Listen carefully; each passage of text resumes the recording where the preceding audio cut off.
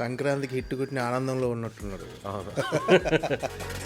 ఎలా ఎంజాయ్ చేశారు నారీ నారీ నడుమ మురారి సక్సెస్ని? చాలా అద్భుతమైన రెస్పాన్స్ వచ్చింది. ఫుల్ ఎంజాయ్ చేసాం. క్యారెక్టరైజేషన్ చెప్పగానే మీకు ఎలా అనిపించింది ఫస్ట్? మామూలుగా చెప్పినప్పుడే మేము అసలుకి విపరీతంగా ఎంజాయ్ చేసాం. సినిమా స్టోరీ మీరు రిలీజ్కి ముందే ఒకసారి లీక్ చేశారని చిన్న అలజడి జరిగింది. అనుకోకుండా జరిగింది అది. ట్విట్టర్, ఇన్స్టాగ్రామ్ మొత్తం అన్నిట్లో అదే వస్తుంది. చాలా దగ్గర చెప్పా ప్రాపర్. మీ కాలేజీ లైఫ్లో ఇన్సిడెంట్స్ ద్వారా కథలు తయారు చేసుకోవచ్చు అనేది ఒకటి అర్థమైంది ఇప్పుడు. సో ఒక్కొక్కటి వదలొచ్చు కదా మనలో. యాక్చువల్గా రియల్ లైఫ్లో నుంచి చాలా కథలు వస్తాయి. ఒక్కొక్కటి ఒక్కో స్టోరీ కదా. స్కూల్ లైఫ్ ఎలా ఉండేది? క్లాస్ ఫస్ట్ నేను. క్లాస్ ఫస్టా? ఒకడు మా అన్న. ఓకే. నా తర్వాతే ఉండేవాడు చదువులో. ఇంకోటి పెద్దగా స్కూల్కి వచ్చేవాడు కాదు. ఇంకోటి స్టడీస్లో వీక్. ఓకే. ఈ రకం క్లాస్ ఫస్ట్ ఎవరు? నలుగురులో మీరు క్లాస్ ఫస్ట్. 4th క్లాస్ వరకు. స్ట్రెంత్ పెరిగిపోయినాక మనం వీక్ అయిపోయాం. కానీ ఇప్పుడు నెల్లూరులో ఏంటి, మన నెల్లూరు పెద్దారెడ్డి అయినా ఎలాగానే ఫ్రెండ్స్. సినిమా ఫీల్డ్లోకి అసలు ఎలా ఎంట్రీ జరిగింది, రావాలని ఎందుకు అనిపించింది అసలు? శ్రీకాంత్ ఎన్ రెడ్డి అని ఆదికేశవ్ డైరెక్టర్. అప్పుడు జరిగిన కామెడీ సిచ్యువేషన్ అన్నిటికి కలిపి ఒక కథ రాసుకొని నన్ను పెట్టి ఒక షార్ట్ ఫిల్మ్ తీసాడు. ఓకే. అలా తీసింది కెరీర్ ఇలా మారిపోయింది. స్ట్రగుల్స్ ఫేస్ చేశారా? అంటే వెళ్ళటం, రిజెక్ట్ కావటాలు, అవమానపడటాలు ఇలాంటివన్నీ ఉన్నాయా అసలు లైఫ్లో? చిన్న చిన్నవి ఉంటాయి భయ్య. దాన్ని ఇప్పుడు నా ఈ స్ట్రగుల్స్ అని చెప్పాలంటే కూడా ఇబ్బందే. ఎందుకంటే వెండితెర మీద ఫస్ట్ రన్ రాజా రన్ రిలీజ్ అయ్యేది థియేటర్లో చూస్తున్నప్పుడు మీ ఫీలింగ్ ఏంటి? అమ్మా నాన్న రియాక్షన్ ఏంటి అసలు? వాళ్ళు పిచ్చ లెవెల్లో హ్యాపీ. అది ఎలా ఉండేదంటే మా నాన్న ఫ్రెండ్స్ అందరిని తీసుకెళ్ళి ఇదిగో రా మా వాడు అనేటప్పటికి వెళ్ళిపోయేవాడు నేను. కుమారి 21లో నెగిటివ్ షేడ్స్ ఉన్న క్యారెక్టర్. అది మనకు తెలియదు, ఎవరికి చెప్పలేదు అసలు. సినిమా రిలీజ్ వరకు ఎవరు వీళ్ళకి ముందే చెప్పేస్తే వీళ్ళు ఒక్కొక్కరు హీరోగా కూడా వచ్చి ఉంటాయి కదా అవకాశాలు. వచ్చాయి కానీ ఎందుకు రిస్క్ అని. తెలుగు సినీ పరిశ్రమలో కమెడియన్స్ మధ్య ఎక్కువ కాంపిటీషన్ ఉందని ఫీల్ అవుతున్నారా? అంటే నెంబర్ ఆఫ్ కమెడియన్స్ ఎక్కువ అవడం వల్ల. అది 100% కమెడియన్స్.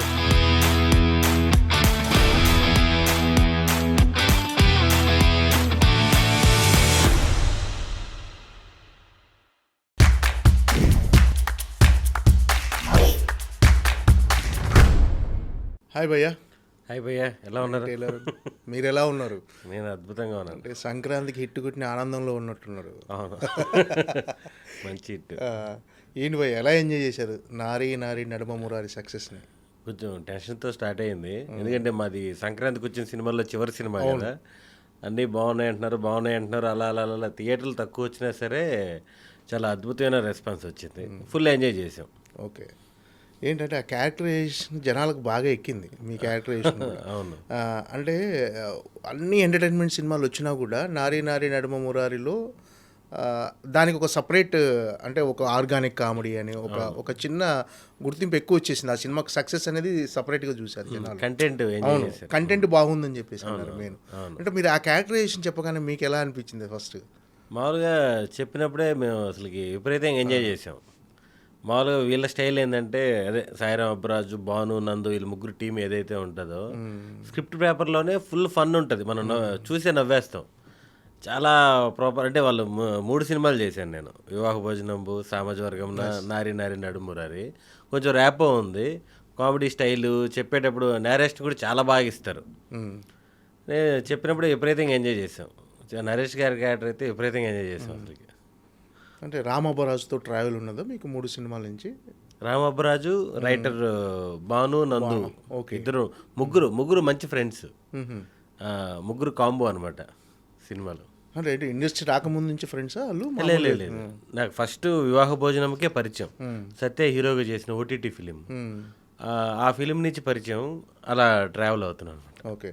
అంటే ఈ సినిమా స్టోరీ మీరు రిలీజ్కి ముందే ఒకసారి లీక్ చేశారని చిన్న అలజడి జరిగింది. అనుకోకుండా జరిగింది అది. ట్విట్టర్, ఇన్స్టాగ్రామ్ మొత్తం అన్నిట్లో అదే వస్తుంది. నేను అంటే చాలా దగ్గర చెప్పా ప్రాపర్గా. ఏం జరిగిందంటే ఒక ఇంటర్వ్యూలో అడిగారు లవ్ మ్యారేజెస్ గురించి ఏంటి మీ కాలేజీ లైఫ్లో ఇదని. నేను చదువుకున్న టైంలో పక్క వేరే కాలేజీలో జరిగిన ఒక ఇన్సిడెంట్ చెప్పాను. ఓకే. అది చెప్పి అది టెలికాస్ట్ అయింది. ఆ రోజు టెలికాస్ట్ అయిన రోజే మన సాయిరాం అబ్రాజ్ ఫోన్ చేశారు. కాదు నువ్వు ఈ సినిమాలో ఒక ఫ్లాష్ బ్యాక్లో ఒక పాయింట్ మెయిన్ పాయింట్ చెప్పేసావు నువ్వు సినిమాలో. ఇప్పుడంటే ఓటీటీ కూడా వచ్చేసింది కాబట్టి పర్లేదు.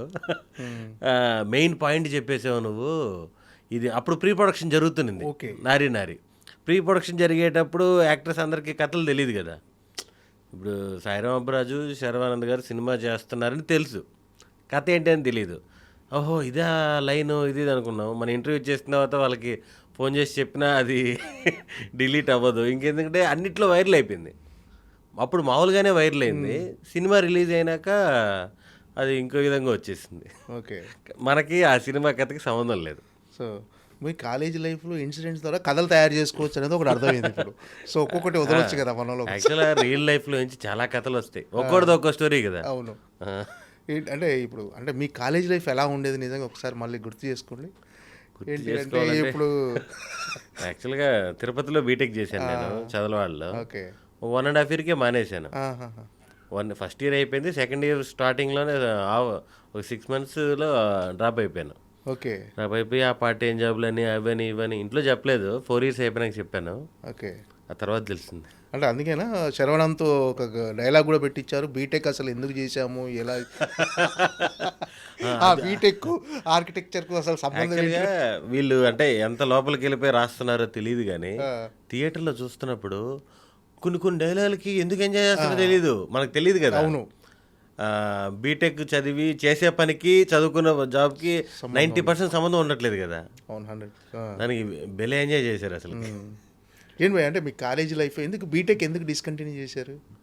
మనకి అసలుకి ఇప్పుడు 7 తర్వాత 8 లాగా ఇంటర్మీడియట్ తర్వాత బీటెక్కేనేమో, 9th తర్వాత 10th క్లాస్ డైరెక్ట్ బీటెక్ అనుకున్నారు అంటే ఏం ఎంట్రన్స్ లేకుండా వచ్చేస్తుంది అనుకున్నారు ఏంది? అది నాకు ఎంసెట్ రాశాను, అదేందో వచ్చేసింది 26,000 చేంజ్ ఎంతో ర్యాంక్ వచ్చింది. ఓకే. నేను మళ్ళీ పేమెంట్ సీట్ కూడా కాదు, నా కౌన్సిలింగ్లోనే సీట్ వచ్చేసింది. మెరిట్ స్టూడెంట్ మీరు. అది అనుకోకుండా ఎన్ని డ్రాప్లు, అదేదో చుక్కలు పెట్టాలి కదా. ఓకే. నాకు నచ్చిన చుక్కలు పెట్టాను, అలా కలిసి మంచి స్కోర్ వచ్చింది. మళ్ళీ రికమెండేషన్లు రిజర్వేషన్లు ఏం లేవు. ఓకే. అలా కాకపోయినా కూడా మంచి సీట్ వచ్చింది, మంచి కాలేజే చదవాళ్ళలో. ఎక్కడ నెల్లూరులోనా? తిరుపతి. తిరుపతి. ఓకే. అసలుకి ఏంటిది అనుకున్నప్పుడు నేనేదో 26,000 వస్తే ఫీల్ అయ్యా. అక్కడికి వెళ్ళి చూస్తే క్లాస్లో నేను 2వ 3వ మహా అంటే, మిగతా వాళ్ళందరూ అంటే దాదాపు ర్యాంక్ ఎక్కువ వస్తే 1 lakh ఎంతో కట్టాలి కదా పేమెంట్ సీటు. పేమెంట్ సీట్లు, నాది కౌన్సిలింగ్ సీటే. ఓకే. అనుకోకుండా వచ్చింది. అలా చుక్కలు పెట్టే పని అయితే బీటెక్ ఏంటి ఇంకా మాస్టర్స్ కూడా చదివేసామండి నేను. ఇదేంటో వీళ్ళు ఎగ్జామ్స్ అనేటప్పటికి బెదరిపోయి ఓకే ఇది మనకు సంబంధం లేదు, టైం వేస్ట్ అయిపోతుంది జీవితంలో ఆపేసాను. ఓకే. అంటే ఎందుకంటే ఎందుకు మానేయాలనుకున్నారండి మామూలుగా? అసలు నాకు మామూలుగానే ఇంట్రెస్ట్ లేదు చదువు మీద. అంటే ఆ వయసులో ఎందుకో ఇంట్రెస్ట్ కలగల, కొంతవరకు కలిగింది. ఆ తర్వాత ఈ ఆటలు పాటలు దాని మీద వెళ్ళిపోయింది జీవితం. ఇంకా కంటిన్యూ చేసినా మనకు ఉపయోగం లేదు అనే ఉద్దేశంలో అప్పుడు కొంతమంది సార్లు ఉండేవాళ్ళు, మనకి ఫేవర్గా ఉండేవాళ్ళు. నైట్ రూమ్లో కూర్చునేవాళ్ళం సిట్టింగ్స్ లాగా. వాట్ ఈజ్ ఎలక్ట్రాన్స్ అంటే 3 లైన్లు వచ్చేటి, అది విపరీతంగా పెట్టేవాడిని నేను. పొద్దున్న లేచి క్లాసులో అడుగుతాను అందరి ముందు వాట్ ఈజ్ ఎలక్ట్రాన్స్ అని, నువ్వు ఆ 3 లైన్లు చెప్పాలరా అంటే నేను మిద్ది మీదకి వెళ్ళి మొత్తం ప్రాక్టీస్ చేసేవాడిని. అంటే నువ్వు నేను క్లోజ్ అనుకుంటున్నారా క్లాస్లో ఇదని మొత్తం ప్రాక్టీస్ చేసి వచ్చి నేనేం చెప్పానంటే ఆ 3 లైన్లు మీరు అటు చెప్పి దీని క్వశ్చన్ ఏంటని అడగండి, నేను వాట్ ఈజ్ ఎలక్ట్రాన్స్ అంటాను. అది కూడా అసలు కాన్సన్ట్రేషన్ లేదు, అందుకని రిలీజే ఆపేశాను. ఓకే. స్కూల్ లైఫ్ ఎలా ఉండేది? నేను స్కూల్ లైఫ్లో నేను క్లాస్ ఫస్ట్. నేను క్లాస్ ఫస్టా? బీటెక్ అంటే ఇలా అయిపోయింది కానీ 4th క్లాస్లో మా క్లాస్లో 4 ఉండేవాళ్ళు. క్లాస్ మొత్తం నలుగురే? మా క్లాస్లో 4th క్లాస్లో. 4th క్లాస్లో అంటే 4వ క్లాస్లో 4 ఉండేవాళ్ళు. దాంట్లో ఒకడు మా అన్న. ఓకే. నా తర్వాతే ఉండేవాడు చదువులో. ఇంకోటి పెద్దగా స్కూల్కి వచ్చేవాడు కాదు, ఇంకోటి స్టడీస్లో వీక్. ఓకే. ఈ రకం క్లాస్ ఫస్ట్ ఎవరు? మీరే ఉంటారు. నేనే అలాంటి క్లాస్ ఫస్ట్ స్టూడెంట్. అసలు ఇంకొక డౌట్, అంటే మీ అన్న కూడా మీ క్లాస్ ఏంటి? అంటే మా ఏజ్గా పెద్దగా ఏం లేదు, నాకంటే ఒక 1.5 year అలా పెద్దోడు మా అన్న. ఇద్దరు కలిసి ఒక స్కూల్లో ఉంటే బెటర్లే అనే ఉద్దేశంలో చిన్నప్పటి నుంచి అలా ట్రాన్స్పోర్ట్ ఇబ్బంది కలగకుండా చేశారా? అక్కడ కలిపేశారు. ఇంకా 10th క్లాస్ వరకు ఒకటే స్కూల్. ఆ తర్వాత ఇంటర్మీడియట్ నుంచి ఒకరు హాస్టల్, ఒకరు దాని ఏమంటారు డే స్కాలర్ అలా పెట్టారు. ఇద్దరు ఒక దగ్గర వద్దులే అని. అంటే మీ అల్లరి భరించలేకనా? అల్లరేనో లేకపోతే మొత్తానికి మన డే స్కాలర్, నేను హాస్టల్. ఓకే. ఒకటే అంటే అదే నెల్లూరులోనే నెల్లూరులోనే ఆ, మళ్ళీ అల్లరి నేనేం కాదు. ఉమ్. ఏమైనా ఉంటే మా అన్న అల్లరేమో కానీ నేను నార్మలే. మరి ఎందుకో నన్ను హాస్టల్లో వేసి మా అన్న డేస్కి వేసారు. సో నలుగురిలో మీరు క్లాస్ ఫస్ట్. 4th క్లాస్ వరకు స్ట్రెంత్ పెరిగిపోయినాక మనం వీక్ అయిపోయాం కానీ లేకపోతే మనం క్లాస్ ఫస్టే. ఓకే, స్ట్రెంత్ పెరగకుండా చూసుకోవాల్సి ఉంటుంది. అది స్కూల్ మారేటప్పటికి ఓకే, ఏంటి భయ్ అంటే చిన్నప్పటి నుంచి క్లాస్లో యాక్టివ్గా అంటే కామెడీ చేస్తూ ఒక యాక్టివ్గా ఉండేవాళ్ళ? యాక్టివ్ అంటే ఓకే నార్మల్, అంత యాక్టివ్ పర్సన్స్ ఏం కాదు నేను. మామూలుగా ఇప్పుడు కూడా చాలా తక్కువ నేను మీకు బయట కనిపించేది కానీ పార్టీస్ కానీ అవును, ఏమీ చాలా లేదు. తక్కువ. అవును, ఎక్కడ కనిపించారు మీరు? అంటే షూటింగ్ లేకపోతే ఇల్లు, తక్కువ మంది ఫ్రెండ్స్. అంటే కలుస్తాను కానీ తక్కువ మందితో కలుస్తా బాగా. ఒక ఇంటర్మీడియట్ బీటెక్ నుంచి కొంచెం ఎక్కువైంది ఫ్రెండ్స్తో జోకులు వేసుకోవడము, కామెడీ చేసుకోవడం, సినిమాలకు వెళ్ళడము, ఆ ఫ్రీ వాతావరణం. 10th క్లాస్ వరకు కొంచెం సైలెంటే. అమ్మాయిలు ఎవరు ఉండేది వాళ్ళ క్లాస్లో మీకు? మాకు 10th క్లాస్ వరకు బాయ్స్ హాస్టలే, ఇంటర్మీడియట్ హాస్టలే. బీటెక్ నుంచి బీటెక్లో ఇంకా సపరేట్గా బాయ్స్కి పెట్టరు కాబట్టి అలా ఉండేవాళ్ళు అమ్మాయిలు. ఓకే, అంటే ఇంటర్మీడియట్ వరకు మీరు మామూలుగా బాయ్స్ హాస్టలే. బాయ్స్ హాస్టలే మొత్తం. అంటే ఏంది ప్లానింగ్ ప్రకారం జరిగిందా? అది ఏమన్నా అమ్మా నాన్నలు అలా కావాలని మిమ్మల్ని వేసారా ఏంటి? అంటే మా అన్న, నేనైనా బీటెక్ దగ్గరకు వచ్చాక ఆపేశాను, మా అన్న ఇంటర్మీడియట్లో ఆపేసాడు. ఇంకా వాళ్ళు బిజినెస్లు ఆ ఫీల్డ్లో ఉండిపోయి సరిగా అంటే స్టడీస్ ఇంకా అట తిరుపతిలో జాయిన్ చేయించేశారు నన్ను బీటెక్. చేర్పించంటే కౌన్సిలింగ్లో సీట్ వచ్చింది అక్కడ. ఏంటంటే స్కూల్ లైఫ్ నుంచే సినిమాలు అంటే ఇంట్రెస్ట్ ఉండేదా? చూసేవాళ్ళ అసలు ఏంటి? ఎలా నాకు సినిమాలు చూసే ఇంట్రెస్ట్ ఉంది. ఈ యాక్ట్ చేద్దాం, సినిమాల్లోకి వెళ్దాం, ఫ్రాంక్గా చెప్పాలంటే అది లేదు. మామూలుగా ఎవరికి ఉండదేమో చిన్నప్పుడు. సినిమాలు చూసే ఇంట్రెస్టే ఉంటుంది కదా. ఓకే, సినిమాలు తెగ చూసేవాళ్ళం నేను కానీ మా ఇంట్లో వాళ్ళు కానీ. మాకంటే మా ఫాదర్కి ఎక్కువ పిచ్చి. ఓకే, సినిమా డే 1 రిలీజ్ అయితే మీకు పాత సినిమాలు, రాజశేఖర్ గారి సినిమాలు కానీ, చిరంజీవి గారి సినిమాలు కానీ, ఎవరైనా సరే డే 1 మార్నింగ్ షో వెళ్ళిపోతారు. ఎవరికి చెప్పకుండా కూడా వెళ్ళిపోతాడు. రోజు పోతే తిడతారు కదా. అసలు నాకు చిన్నప్పుడు ఇప్పటికి హ్యాపీ ఏంటంటే, ఇప్పుడు ఏదైనా సినిమాకి పోతున్నానంటే వాడి పనే అది కదా. ఏమంటారు ఇప్పుడు? ఏమనలేరు నన్ను. సినిమాకి వెళ్ళాలి కదా. చిన్నప్పుడు సినిమాకి మొన్నే కదరా 4 సినిమాలకి వెళ్ళావు, మొన్నే కదా సినిమాకి వెళ్ళాడు ఫీలింగ్ వస్తుంది. అవును, మొన్న శుక్రవారం వెళ్ళావు కదా మళ్ళీ ఏంటి. ఇప్పుడు ఎవడేమనలేడు. రోజుకి 4 సినిమాలు చూసినా సరే వాడి పని అది. వృత్తి ధర్మం. ఏంటంటే నాన్న ఏం చేస్తున్నాను భయ్య అంటే నాన్నకు కూడా సినిమాలు ఇంట్రెస్ట్ అయ్యింది కంట? నాన్న చేసే పనిలో సంబంధం లేదు. ఆయన లారీలు, టిప్పర్లు, లారీ అసోసియేషన్ ప్రెసిడెంట్ నెల్లూరు జిల్లా ఒకప్పుడు. ఇప్పుడు మొన్నదాకా టిప్పర్లు ఉన్నాయి, ఇప్పుడు జేసీపీలు, ఈ కన్స్ట్రక్షన్ దాంట్లో ఉన్నారు. వర్క్ తగ్గించుకుంటున్నారు, ఏజ్ పెరుగుతుంది కదా. ఇప్పుడు కదా, అప్పుడు మీరు చదువుకునే టైంలో అప్పుడు లారీలు ఒక 20-25 లారీలు కాలేజ్ దొరికినప్పుడు ఖచ్చితంగా సినిమా చూడటం అనేది. ఆయన సినిమా కంపల్సరీ ఫస్ట్ డే సినిమాకి వెళ్ళిపోయేవాళ్ళు మార్నింగ్ రిలీజ్ అయినప్పుడు. మేము కూడా స్కూల్లో ఉన్నప్పుడు, ఇప్పుడు November 1 మ్యారేజ్ డే మా అమ్మ నాన్నది, ఆ టైంలో కూడా స్కూల్కి వచ్చి ఎవరికో బాగాలేదని చెప్పేసి మమ్మల్ని బయటికి తీసుకెళ్ళి శివమని ఆ సినిమాలకు తీసుకెళ్ళాడు. ఆ టైపు. అంటే చిన్నప్పటి నుంచి ఆయన చదువు మీద కంటే కూడా మమ్మల్ని ఎక్కడ మేము స్ట్రెస్గా ఫీల్ అవుతున్న దాంట్లో చదువు తర్వాత ఫస్ట్ హ్యాపీగా తినండి, హ్యాపీగా ఉండండి, ఆ వేలో చెప్పేవాళ్ళు అనమాట. అసలు ఎవరు ఉండరు భయ్యాలా? లేదు, మాకు అప్పుడు కామెడీగా ఏదో కూడా అనేవాళ్ళు. ఇప్పుడు ఏంటి పిల్లల్ని చదువు చదువు చదువు అని స్ట్రెస్ చేసేవాళ్ళే తప్ప చాలా మంది, మోస్ట్ ఆఫ్ ద పేరెంట్స్, అరే నీ భవిష్యత్తు బాగుండాలంటే నువ్వు చదువుకోవాలరా, ఇప్పుడు నువ్వు కష్టపడితే తర్వాత సుఖపడతావు, ఇలాంటివన్నీ చెప్పి మోస్ట్లీ వాళ్ళు చదువు మీదనే ఎక్కువ. అంటే వాళ్ళకి పెట్టాల్సిన ఫుడ్ పెడతారు అన్నీ చూసి, కానీ అరే చదువు తర్వాత ముందు ప్రశాంతంగా ఉండు, సినిమా చూడు, తిను అని ఇలా ఎంకరేజ్ చేసేవాళ్ళు చాలా తక్కువ. అప్పుడు మీకు కామెడీగా ఒకటి చెప్పేవాళ్ళు మా ఫాదర్, చెప్పచ్చో లేదో అది చెప్పండి. చదువుకున్న వాళ్ళందరూ చదువుకున్నోడి కిందే పని చేయాలరా అంటే ఫస్ట్ నుంచి లైట్. అవును, అలా చెప్తే ప్రెజర్ తీసుకోకుండా చదువుకుంటారని మేము దాన్ని సీరియస్గా తీసేసుకున్నాం. అసలు చదువుకోలేదు, తీసుకునేవాడిని బట్టి కూడా ఉంటుంది. సో ఆయన ఒకందుకు చెప్తే మీరు ఒకందుకు అర్థం చేసుకున్నాం. కానీ అలా అర్థమైంది. స్టడీస్ అయితే 100% ఇంపార్టెంట్. అవును, 100% స్టడీస్ కావాలి, 100% important. First place, second place ఆ స్కీమ్ లేదు. ఏంటంటే ఏంటిది అంటే చిన్నప్పుడు క్లాస్లో కానీ లవ్ స్టోరీస్ లాంటివి ఏం లేవా? అంటే అమ్మాయిలతో గొడవ పట్టాలు, అమ్మాయిలు ఇంక నేను ఎవరిని చేస్తే వాడిని లవ్ చేయాలి తప్ప మొత్తం మొత్తం హాస్టల్ లైఫ్ మంది. ఇంకెవరిని లవ్ చేస్తాం? అంతేనా? బీటెక్ అంటారా? చేరిన ఫస్ట్ ఇయర్ జాయిన్ అయ్యాం. మామూలుగా అంటే నాకు గుర్తుండి 8 సబ్జెక్టులు 8 ప్రాక్టికల్స్ ఉంటాయి. ప్రాక్టికల్స్ కాలేజ్ వాళ్ళే పాస్ చేస్తారు, ఇంకా 8 బయట. నేను అప్పుడు కూడా నాకు తెలిసి 16 సబ్జెక్టులు కదా లెక్క ప్రకారం. 8 పాసు 8 బయనే నాన్న అని చెప్పాను నేను. 8 పాస్ అయ్యావా అంటే ఆ పాజిటివ్ వేలో ఉన్నారు. ఏ రోజు ప్రెజర్ లేదు మనకి వెనక నుంచి. పోయిన వాటి గురించి అడగలే, పాస్ అయినా పాస్ అయినా. ప్రాబ్లం ఏంటంటే ఆ 16లో 8 కాలేజ్ వాళ్ళే పాస్ చేస్తారు. ఓకే. అయ్యో ఇదేదో దాని ఏదో అంటారు ప్రాక్టికల్స్ ఏదో అయ్యి వాళ్ళే పాస్ చేస్తారు. ఇంకో 8 మనం పాస్ అవ్వాలి. దాంట్లో నేను 1-2 పాస్ అయినట్టున్నా. ఇంటర్నల్స్లో వాళ్ళు పాస్ చేస్తారు, ఇంటర్నల్ ఎగ్జామ్స్ అంటారు వాటిని. ప్రాక్టికల్స్లో వాళ్ళు పాస్ చేసి ఇంకా సెకండ్ ఇయర్కి వెళ్ళినాక కూడా మళ్ళీ దాంట్లో చాలా వరకు పోయినాయి. అప్పటికి ఎన్ని పాస్ చేయమని నేను మోకాల మెట్లు కూడా ఎక్కా. తిరుపతి కదా. అవునా? ఏంది పైకి మొత్తం ఎక్కాం, దేవుడు పాస్ చేయలేదు ఏంటి అని అప్పుడు అనుకునేవాడిని. ఇప్పుడు అనిపిస్తుంది దేవుడు మనం అడిగింది చేయడు, మనకేం కావాలో చేస్తాడు. నిజంగా పాస్ అయ్యి ఉంటే మన పరిస్థితి ఎలా ఉండేదో. ఇప్పుడైనా కొంచెం బెటర్ పొజిషన్లో ఉన్నాను నాకున్న నాలెడ్జ్కి. ఓకే. అంటే అప్పట్లో అంత దైవభక్తి ఉండేదా? మోకాలతో వారానికి 2-3 సార్లు మా ఫ్రెండ్స్ అందరం కలిసి తిరుమలకి వెళ్ళేవాళ్ళం. నడుచుకుంటూ వెళ్ళేవాళ్ళం, బైకుల్లో వెళ్ళేవాళ్ళం. అది ఎలా అలవాటు అయిపోయిందంటే పైకి వెళ్ళి రాంబాగ్ అదే టిఫిన్ తినేసి వచ్చేసేవాళ్ళం కొన్నిసార్లు, దర్శనానికి పోకుండా. ఫుల్ క్రౌడ్ ఉన్నారులే ఆ టైప్లో. అలా అలా సబ్జెక్టుల కోసం సరే మోకాళ్ళ మెట్లు కూడా ఎక్కాం. ఏది చేతులు కింద పెట్టకుండా మోకాలతో.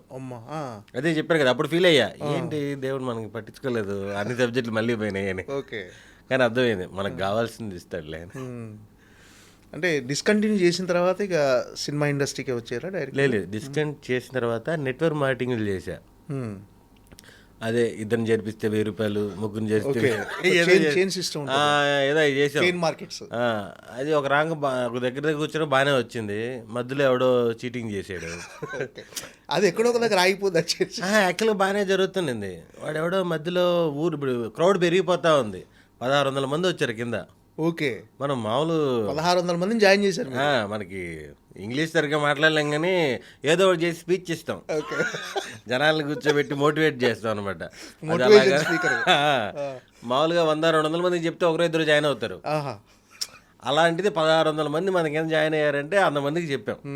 చెప్పి ఫుల్ జాయిన్ చేసాం, తిరిగాం. మధ్యలో ఎక్కడో డిస్టర్బ్ అయ్యి కంపెనీ ఆగిపోయింది. ఆ తర్వాత మళ్ళీ ఇంటికి వెళ్ళి మీ సేవ అని అది చాలా బిజినెస్లు పెట్టి లాస్ట్కి ఇలా వచ్చేసి.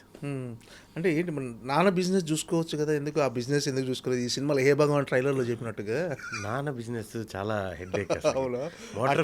లారీలు మోటార్ ఫీల్డ్ ఒక్కొక్కసారి వాళ్ళకి బీపీ టెన్షన్లు చూస్తుంటాం కదా, చాలా టార్చర్ అది. అంటే అది మామూలు వాళ్ళకి సెట్ కాదు మోటార్ ఫీల్డ్. మేము అన్ని దగ్గర నుంచి చూసేవాళ్ళం. అంటే మా ఫాదర్ కూడా చిన్నప్పుడు చదువు మీదే పంపించాలని ఉండింది, ఈ బిజినెస్లు వద్దులే ఇవన్నీ లేకలేరని. అప్పటికి 10th అయిపోయినాక ఒకసారి ట్రై చేసాం మేము. వద్దు స్టడీస్ వద్దు, నేను కూడా ఇప్పటి బిజినెస్ చేసుకుంటా అంటే నన్ను మా అన్నని ఒక లోడు సిమెంట్ రాళ్ళు ఉంటాయి కదా, మాకు ఫ్యాక్టరీ ఉండేది అప్పుడు. ట్రాక్టర్ లోడ్ వీళ్ళిద్దరి చేత ఎక్కించండి అని చెప్పి నన్ను మా అన్నని ఎక్కించారు. ఓకే. 108 ఎన్నో రాళ్ళు పడతాయి ఒక ట్రక్కి. అన్నీ మీరే మోసుకెళ్ళి దాంట్లో పెట్టి ఒక లోడ్ తీసుకెళ్ళాము. అక్కడికి వెళ్ళి నాకు గుర్తుండి ట్రాక్టర్లకి అప్పుడు ఏదో నొక్కితే లిఫ్ట్ ఇలా ఏదో నొక్కేసాం అనుకుంటా నేను. అది ఇలా పైకి లేసి అన్ని కింద పడి పగిలిపోయినాయి. మామూలుగా అన్నీ ఒక్కొక్కటి తెచ్చిపెట్టాలి, మన తెలివి అలా ఉండేది 10thలో. ఆ తర్వాత అయిపోయినాక నేను చదువుకుంటానని చెప్పి ఒప్పేసుకున్నా, ఇవన్నీ మన వల్ల అవ్వదని. మా అన్న మాత్రం నేను చదువుకోను, నేను ఇదే చేసుకుంటా. ఆ టైంలో మా అన్న స్ట్రాంగ్గా ఉండి కూడా ఇంటర్మీడియట్ నుంచి అటు వెళ్ళిపోయాడు. నేను ఏంటంటే సినిమా ఫీల్డ్లోకి అసలు ఎలా ఎంట్రీ జరిగింది, రావాలని ఎందుకు అనిపించింది అసలు? అదే నేను పిచ్చి పిచ్చి బిజినెస్లు అన్నీ చేసి ఎన్ని చేతులు కాల్చుకోలేదు. అంటే ఏమైనా లాస్ అయ్యారా బిజినెస్ల వల్ల, ఇలాంటి వాటి వల్ల? లాస్ అవడం అంటే మీ సేవ కానీ నాన్నతో చివాట్లు తినటం ఏంటరా? మా ఇంట్లో చెప్తున్నాను కదా, ఆ ప్రెజర్ ఎప్పుడు ఇవ్వలేదు మాకు. ఒకవేళ మిస్టేక్స్ చేసినా కూడా ఒకవేళ నాన్న అమ్మ తర్వాత మా బ్రదరు, వాళ్ళిద్దరు కాకుండా మళ్ళీ ఎక్కడైనా ఎక్కడో చోట నాకు సేఫ్ ఉంది. అమ్మా నాన్న కాకపోయినా బ్రదర్ అయినా నన్ను కొంచెం అడ్డుకునేవాడు. ఏమైనా అవసరం అయితే హెల్ప్ చేయడం కానీ, మా బ్రదరు, మదరు, ఫాదరు ముగ్గురు ఆల్మోస్ట్ ఒకటే నాకు. ఓకే. ఆ పొజిషన్లో ఉండేవాళ్ళే. ఏదో ఒక ఏజ్ గ్రూప్ అయినా కూడా సరే ముగ్గురు ప్రొటెక్టివ్గా ఉండేవాళ్ళు. ప్రొటెక్టివ్గా ఉండేవాళ్ళు. మనకి చిన్నప్పటి నుంచి అలాంటి అడ్డంకులు, ఒకళ్ళు ఏదైనా నష్టపోతే తిట్టడం అలాంటివి ఏం లేవు. ఒక టైంలో ఫ్రెండ్స్ లండన్ వెళ్ళి బీటెక్ అయిపోయిన తర్వాత 2-3 సంవత్సరాలు ఉండేసి అదేందో చదువుకొని వస్తున్నారు. మనం ఇప్పుడు పోకపోతే ఇంకెప్పటికి వెళ్ళలేము జీవితంలో అని చెప్పేసి లండన్ పోదామని హైదరాబాద్ వచ్చాను. లండన్ పోదాం. ఒక డిగ్రీ సంపాదించి వేరే డిగ్రీ అంటే బీటెక్ కాకుండా ఇంకా వేరే గ్రాడ్యుయేషన్ చేసి. మా అమ్మ తమ్ముడికి మా మామయ్యకి పొద్దుటూరులో డిగ్రీ కాలేజ్ ఉంది, అక్కడ ఒక డిగ్రీ రాసాం. ఓకే. ఆ డిగ్రీ పేపర్లు పట్టుకుని లండన్ పోదామని హైదరాబాద్ వచ్చాను. ఓకే. ఐఎల్స్ కోచింగ్ జాయిన్ అయ్యాను. జాయిన్ అయ్యి ఆడ కూర్చున్న తర్వాత వాడు లిజనింగ్, స్పీకింగ్ ఏందేందో అంటున్నాడు అమీర్పేటలో. ఒరే ఎంత ఎమోషన్లో కూడా మన డెసిషన్ తీసుకోకూడదు చదువుకుందామని. అప్పుడు ఏంటంటే చదివామండి నేను 5వ క్లాస్ తర్వాత 4 సంవత్సరాలు గొర్రెలు మేపి ఆ తర్వాత చదివి ఇతను కలెక్టర్ అయ్యాడు అలాంటి ఏ మోటివేషన్ ఇవి చదివామండి. 5 సంవత్సరాలు గొర్రెలు మేపి ఆ తర్వాత చదివి కలెక్టర్ అయ్యాడంటే మనకేం గ్యాప్ వచ్చింది పెద్దగా అని చెప్పి వచ్చి ఐఎల్స్ జాయిన్ అయ్యా. వాడు స్పీకింగ్, లిజనింగ్, రైటింగ్ ఏదేదో అంటున్నాడు, అర్థం కావట్లేదు, అనవసరంగా జాయిన్ అయ్యాం మనం అనుకుంటున్నా. ఫీజు అడిగితే 10,800 9,700 చెప్పాడు ఎగ్జామ్ ఫీజు. నా కెరియర్లో నా జీవితంలో 500 కంటే ఎప్పుడు ఎక్కువ కట్టలేదు నేను ఎగ్జామ్ ఫీజు. ఎవడు కట్టాడు కదా, ఇంత కట్టడం దేనికైనా ఆలోచిస్తుంటే శ్రీకాంత్ ఎన్ రెడ్డి అని ఆదికేశవ్ డైరెక్టరు, ఓకే, నా షార్ట్ ఫిల్మ్స్ అన్నిటికీ డైరెక్టరు. ఇంటర్మీడియట్ తర్వాత నుంచి ఫ్రెండ్స్ మేము అందరం. వాడు డైరెక్టర్ అవ్వాలని కోర్స్ జాయిన్ అయ్యి వాడు షార్ట్ ఫిల్మ్ తీస్తూ దాంట్లో నన్ను పెట్టుకున్నాడు. అప్పుడు జరిగిన కామెడీ సిచ్యువేషన్లు అన్నిటికి వెళ్ళి ఒక కథ రాసుకొని నన్ను పెట్టి ఒక షార్ట్ ఫిల్మ్ తీసాడు. ఓకే. నేనేంటి ఏదో యూట్యూబ్లో చూసుకోవడానికి ఒక వీడియో ఉంటుంది కదా, అప్పుడు కొత్త కదా యూట్యూబ్, 2012 ఆ టైంలో కొత్త అంటే షార్ట్ ఫిల్మ్స్ ఇవన్నీ. అలా తీసింది కెరీర్ ఇలా మారిపోయింది. ఓకే. అప్పుడు ఇండస్ట్రీలో రావడం, ఫోన్స్ రావడం. లండన్ అనేది ఆపేసరిగా అక్కడితో లండన్ వెళ్ళాలన్న ప్రయత్నాలన్నీ అసలు మనం ఐఎల్స్ దగ్గరే అయిపోయాం. ఓకే. ఆ ఎగ్జామ్ కాడే అయిపోయాం మనం. ఐఎల్స్ మళ్ళీ స్పోకెన్ ఇంగ్లీష్ 2 జాయిన్ అయ్యాం. సీరియస్గానే వెళ్ళిపోదాం ట్రై చేశారు. సీరియస్గా వెళ్ళిపోయి 2-3 సంవత్సరాలు ఉండేసి తిరిగేసి వచ్చేద్దాం. సంపాదించగా చదువుకోవడానికి. అక్కడికి వెళ్ళి ఏం చేస్తాం, మహా అంటే పార్ట్ టైం జాబ్ చేస్తే మన ఖర్చులకు వస్తాయి. నా ఫ్రెండ్ వాడు వెళ్ళున్నాడు నాయుడుపేట నుంచి, బాలు అని. వాడు వెళ్ళాడు కదా, మనకు కూడా వెళ్ళి ఒక 2-3 సంవత్సరాలు తిరిగి వద్దాం, వాడు కూడా ఉన్నాడని చెప్పి అదేదో స్పోకెన్ ఇంగ్లీష్ 1 గంట, ఐఎల్స్ ఒక 45 minutes రోజు ఆ కోచింగ్ వెళ్ళామండి. వీడు షార్ట్ ఫిల్మ్ తీసిన తర్వాత నిదానంగా మనకి గుర్తింపు స్టార్ట్ అయింది. ఇంతకుముందు గణపతి కాంప్లెక్స్కి వెళ్ళామండి రోజు టీ తాగి. అప్పుడప్పుడు సినిమాల్లో కానిస్టేబుల్ క్యారెక్టర్లు, జడ్జి క్యారెక్టర్లు వేసేవాళ్ళు కనిపించేవాళ్ళు. కొంచెం ఇంట్రెస్టింగ్గా రోజు వెళ్ళేవాళ్ళం. అక్కడ షార్ట్ ఫిల్మ్ రిలీజ్ అయిన ఒక 1 week తర్వాత నన్ను గుర్తుపట్టడం స్టార్ట్ అయింది. అప్పుడే ట్రెండ్ కదా ఈ షార్ట్ ఫిల్మ్స్. అలా అలా అలా చిన్న చిన్న అవకాశాలు రావడం, ఇంకో 3 షార్ట్ ఫిల్మ్స్ చేయడం, అలా అనుకోకుండా సినిమాల్లోకి వచ్చేసి. ఓకే. అంటే ఇంట్లో సపోర్ట్ చేశారా, ఇట్లా వెళ్ళిపోతున్నాను నేను సినిమాల్లోకి, నేను ట్రై చేస్తానంటే? అంటే వాళ్ళు భయపడ్డారు, మా బ్రదర్ కానీ మదరు, ఫాదర్ అందరూ భయపడ్డారు. అవసరమా మనకి, ఆడెవరున్నారు తెలిసిన వాళ్ళు, అది ఇది వీడు ఎన్ని తలకమాసిన పనులు అన్నీ చేస్తుంటాడు వీడు, ఆ టైప్లో ఉన్నింది. ఎక్కడో తెలియకుండా సపోర్ట్ అయితే ఉంది. నేను షార్ట్ ఫిల్మ్ తీసిన తర్వాత ఈ సీడీలకు రైట్ చేసి పంపించాను, DVD ప్లేయర్లో పెట్టి చూపించడం అయింది. వాళ్ళు అవన్నీ చూసి బాగా చేస్తున్నాడు వీడు, ఆ ఫీలింగ్ అయితే ఉంది. ఎప్పుడైతే నిదానంగా అవకాశాలు స్టార్ట్ అయినాయో బుడ్డి రన్ రాజా రన్ ఫస్ట్ సినిమా, తర్వాత పటాసు, వాళ్ళు థియేటర్లో చూసినప్పుడు చాలా హ్యాపీ అయ్యి జాగ్రత్త జాగ్రత్త అనేది కొంచెం కంగారు అయితే ఉంది. ఒక టైంలో ఎక్కడో కుమారి 21 సుకుమార్ సార్ వాళ్ళ సినిమా, దాంట్లో వాటర్లో పడిపోయాను, ఆల్మోస్ట్ చనిపోయాడు అని చెప్పేసి ఫోన్లో వెళ్ళిపోయాను. ఇది బ్యాంకాక్లో షూట్? కుమారి 21 కాదు, కుమారి 21 1 week రిలీజ్ ముందు. ఓకే. ఒక చిన్న సినిమా ఈస్ట్ వెస్ట్ సైడ్ పాలకొల్లో ఎక్కడో గోదావరిలో పడిపోయాను. పడిపోయి ఇంకా ఫోన్లో వెళ్ళిపోయి అక్కడ లోకల్ మీడియా వాళ్ళు వచ్చేసి నానా కష్టాలు పడి బయటికి లాగారు. మొత్తం ఉత్తి గందరగోళం చేశారు. కళ్ళు ఓపెన్ అవ్వడానికి 1.5 గంట పట్టింది. నాకు తెలుస్తుంది బతికే ఉన్నానని. ఓకే. కానీ కళ్ళు ఓపెన్ అవ్వట్లా. తాగేసి గందరగోళంగా నీళ్ళలోకి వెళ్ళిపోయి నాకు స్విమ్మింగ్ రాదు, ఏం రాదు. అప్పుడు ఇంట్లో వాళ్ళు విపరీతంగా తిట్టి, మా బ్రదరు ఇంటికి వచ్చి ఏదైనా ఫైనాన్స్ వ్యాపారం చేసుకుందాం అది ఇది ఇది అంటే, అప్పుడు సుకుమార్ సార్కి చెప్పాను, సార్ ఇలా జరిగింది సార్ అని. ఒరే అనవసరంగా కుమారి 21 నీకు అంకితం చేయాల్సి వచ్చేది కదా అదే సార్కి జరిగిన ఇన్సిడెంట్ చెప్పారు ఆర్యా టైంలో. అవును, ఆయన కూడా అలాగే పడిపోయారు. బన్నీ గారు వచ్చి లాగారు, ఒక లైట్ మ్యాన్ వచ్చి ఇతన్ని కాపాడాడు, అవన్నీ చెప్పారు. సరదాగా అందుకని గుర్తుంది. కుమారి 20కి 1 వీక్ రిలీజ్ ముందు. ఓకే. అంటే ఏ సినిమాది షూటింగ్ అది? అది జానకి రాముడు అని అప్పుడు కావేరీ ట్రావెల్స్ వాళ్ళు ఓకే. ప్రొడక్షన్. జానకి రాముడు సినిమా. ఆ, ఆ సినిమాకి జరిగింది. ఓకే. అలా భయపడుతూనే ఉన్నారు. కొంచెం పర్వాలేదు సినిమాల్లో ఫ్రీక్వెంట్ కనిపిస్తున్నాడు అన్నప్పుడు కొంచెం ధైర్యం. అంటే ఆ టైంలో అమ్మ నాన్న బాగా భయపడ్డారు, ఎందుకు ఇదంతా. భయం అయితే ఉంటుంది కదా. మా బ్రదర్ కూడా వీళ్ళందరూ కూడా వద్దు ఇంటికి వచ్చి వ్యాపారం మాకు ఎట్టో వ్యాపారాలు కామనే కదా. అంటే సినిమాలో ఇలాంటి అంటే అది షూటింగ్లో కదా, షూటింగ్లో భాగంగా పడిపోయారు అంతేనా మీరు? షూటింగ్లో భాగంగా పడిపోయా. అప్పుడు ఏదో చిన్న చిన్న ప్రాబ్లం, 62 కాల్ షీట్ అయితే వీళ్ళు మధ్యాహ్నం నుంచే చేసేద్దాం, టీం తక్కువ మందిని తీసుకెళ్ళి అదేదో దాంట్లో జరిగింది. అలా 1 by 1 అదొకటి. నేను ఇండస్ట్రీకి వచ్చిన కొత్తలో హీరో ఉదయ్ కిరణ్ గారి ఇన్సిడెంట్ జరగడం, కొంచెం ఎక్కడో తెలియకుండా ఇండస్ట్రీలో స్ట్రగుల్ అవుతారేమో, చెప్పుకోలేరేమో, ఆ దాంట్లో అవకాశాలు రాకపోతే అలా భయపడేవాళ్ళు. ఇన్సెక్యూర్డ్గా ఫీల్ అయిపోయి. ఆ తర్వాత నేను నలిగాను కదా, సినిమాలు కనిపిస్తున్నాను, పర్వాలేదులే ఏమైనా ఉంటే మేనేజ్ చేసుకోగలడు అన్నప్పుడు ఇంక వాళ్ళు ధైర్యంగా ఉన్నారు. రన్ రాజా రన్లో ఫస్ట్ అవకాశం ఎలా వచ్చింది అసలు? నాకు సుజిత్ గారి నుంచి ఫోన్ వచ్చింది. అదే సుజిత్ గారు టీం అశ్విన్ వీళ్ళు ఫోన్లు చేశారు. అప్పటికి నేను అందరికీ ఫ్రెండ్ రిక్వెస్ట్లు పెట్టేసి ఫేస్బుక్ బ్లాక్ చేశారు. మంది అంతమందికి ఒకేసారి పెట్టకూడదని మనకు తెలియదు కదా. సినిమా ఇండస్ట్రీ అంటే అందరు రిక్వెస్ట్లు పెట్టేసేవాడిని నేను ఫేస్బుక్లో. 1 month బ్లాక్ చేశారు. దాంట్లో గ్యాప్ వచ్చింది, ఫోన్ వచ్చింది, వెళ్ళాను. కామెడీ టైమింగ్ అన్ని షార్ట్ ఫిల్మ్స్ అన్నీ బాగున్నాయని చెప్పి బాగా మాట్లాడారు.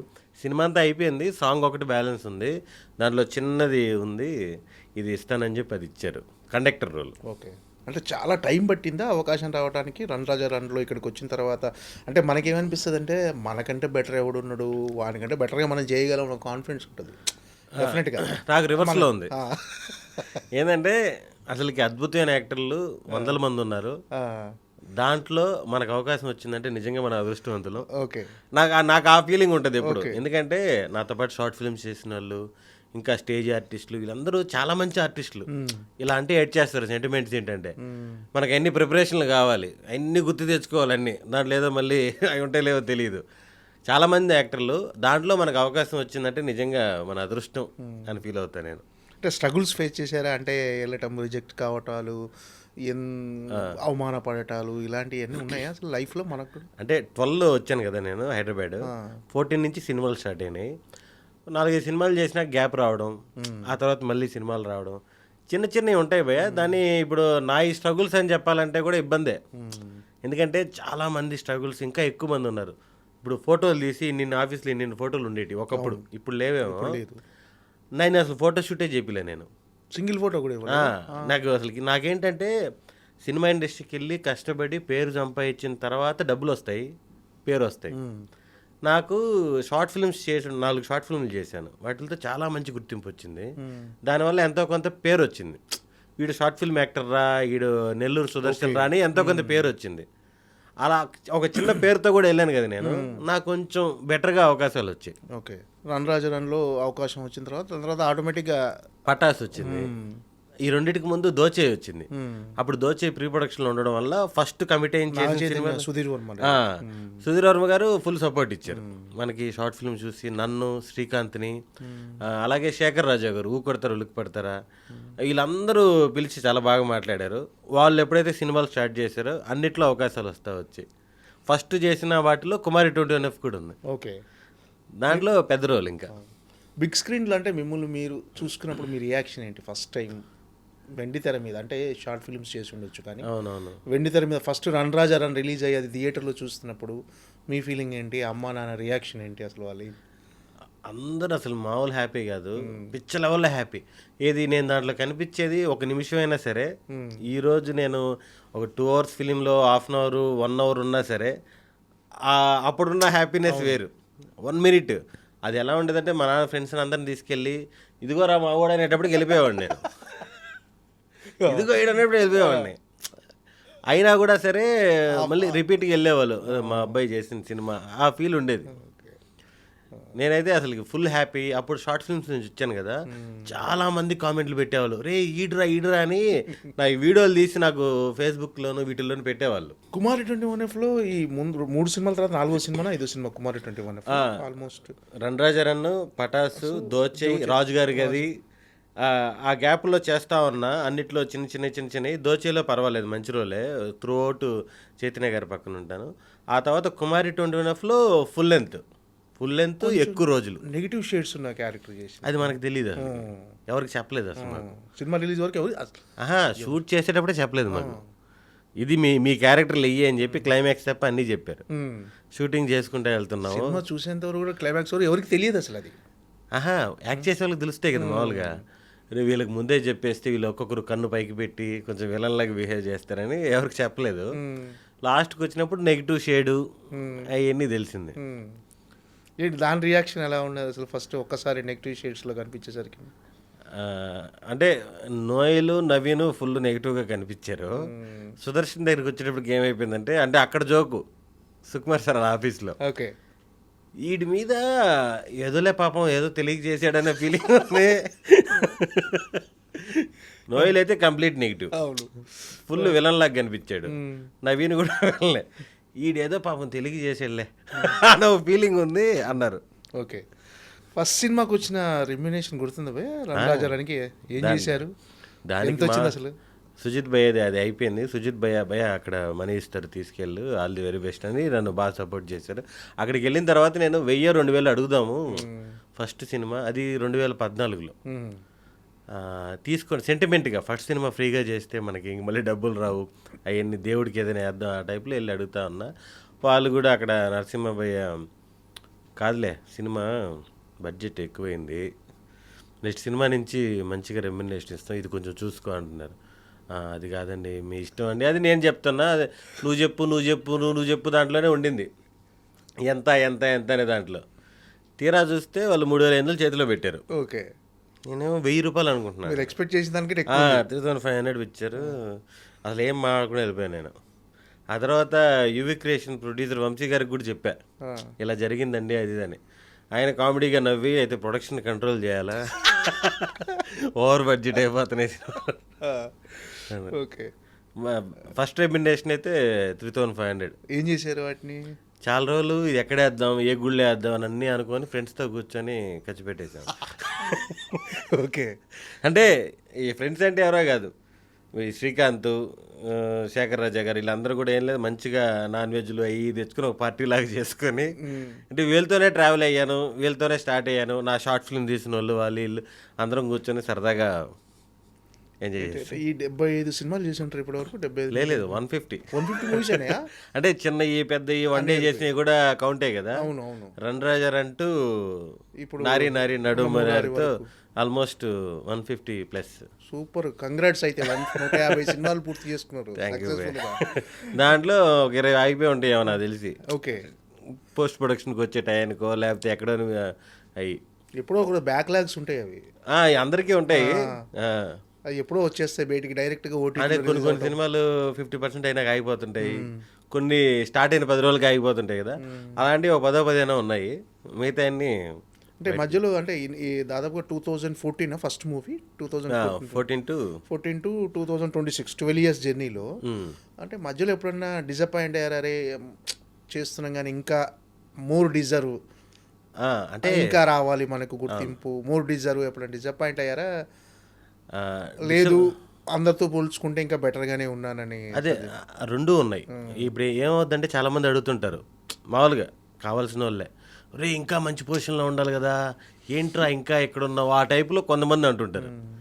నా వరకు నేను చాలా బెటర్ పొజిషనే ఉన్నాను చాలామందితో పోలిస్తే. పాపం వాళ్ళు ఇంకా స్ట్రగుల్లో ఉన్నారు. ఆ పాయింట్ ఆఫ్ వ్యూలో ఆలోచించుకున్నప్పుడు పాజిటివ్గానే ఉంటుంది.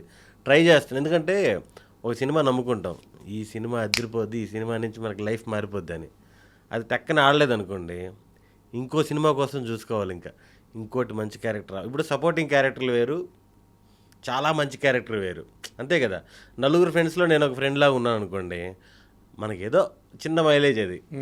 అసలుకి సినిమాలో ఒక కీలకమైన రోలు వీడు వచ్చినప్పుడు అద్దరిపోయిందిరా కామెడీ అంటే అది మనల్ని నెక్స్ట్ లెవెల్కి తీసుకెళ్ళిపోద్ది. ఇంకా బెటర్ క్యారెక్టర్లు వస్తాయి, దానికోసం ఎప్పుడు వెయిటింగే. నేనేంటి ఆల్రెడీ స్టార్ కామెడియన్స్ కూడా వెయిటింగే. ఇప్పుడు మనకి స్టార్ కామెడియన్లు కూడా ఒక సినిమాలో విపరీతంగా నవ్విపించారంటే వాళ్ళకి మళ్ళీ అంత స్కోప్ ఉన్న క్యారెక్టర్ రావడానికి ఇంకా 1 year 2 years పడుతుంది, అంతే కదా. బ్యాక్ టు బ్యాక్ అదిరిపోయే క్యారెక్టర్లు రావు, అది అదృష్టం అంతే. ఓకే, ఏంటంటే అంటే మీకు అలాంటి క్యారెక్టర్ పడలేదు అనుకుంటున్నారు ఇప్పటి వరకు 150 సినిమాల్లో లేదు పడ్డాయి కాబట్టి 150 సినిమాలు జరిగాయి అది 100%.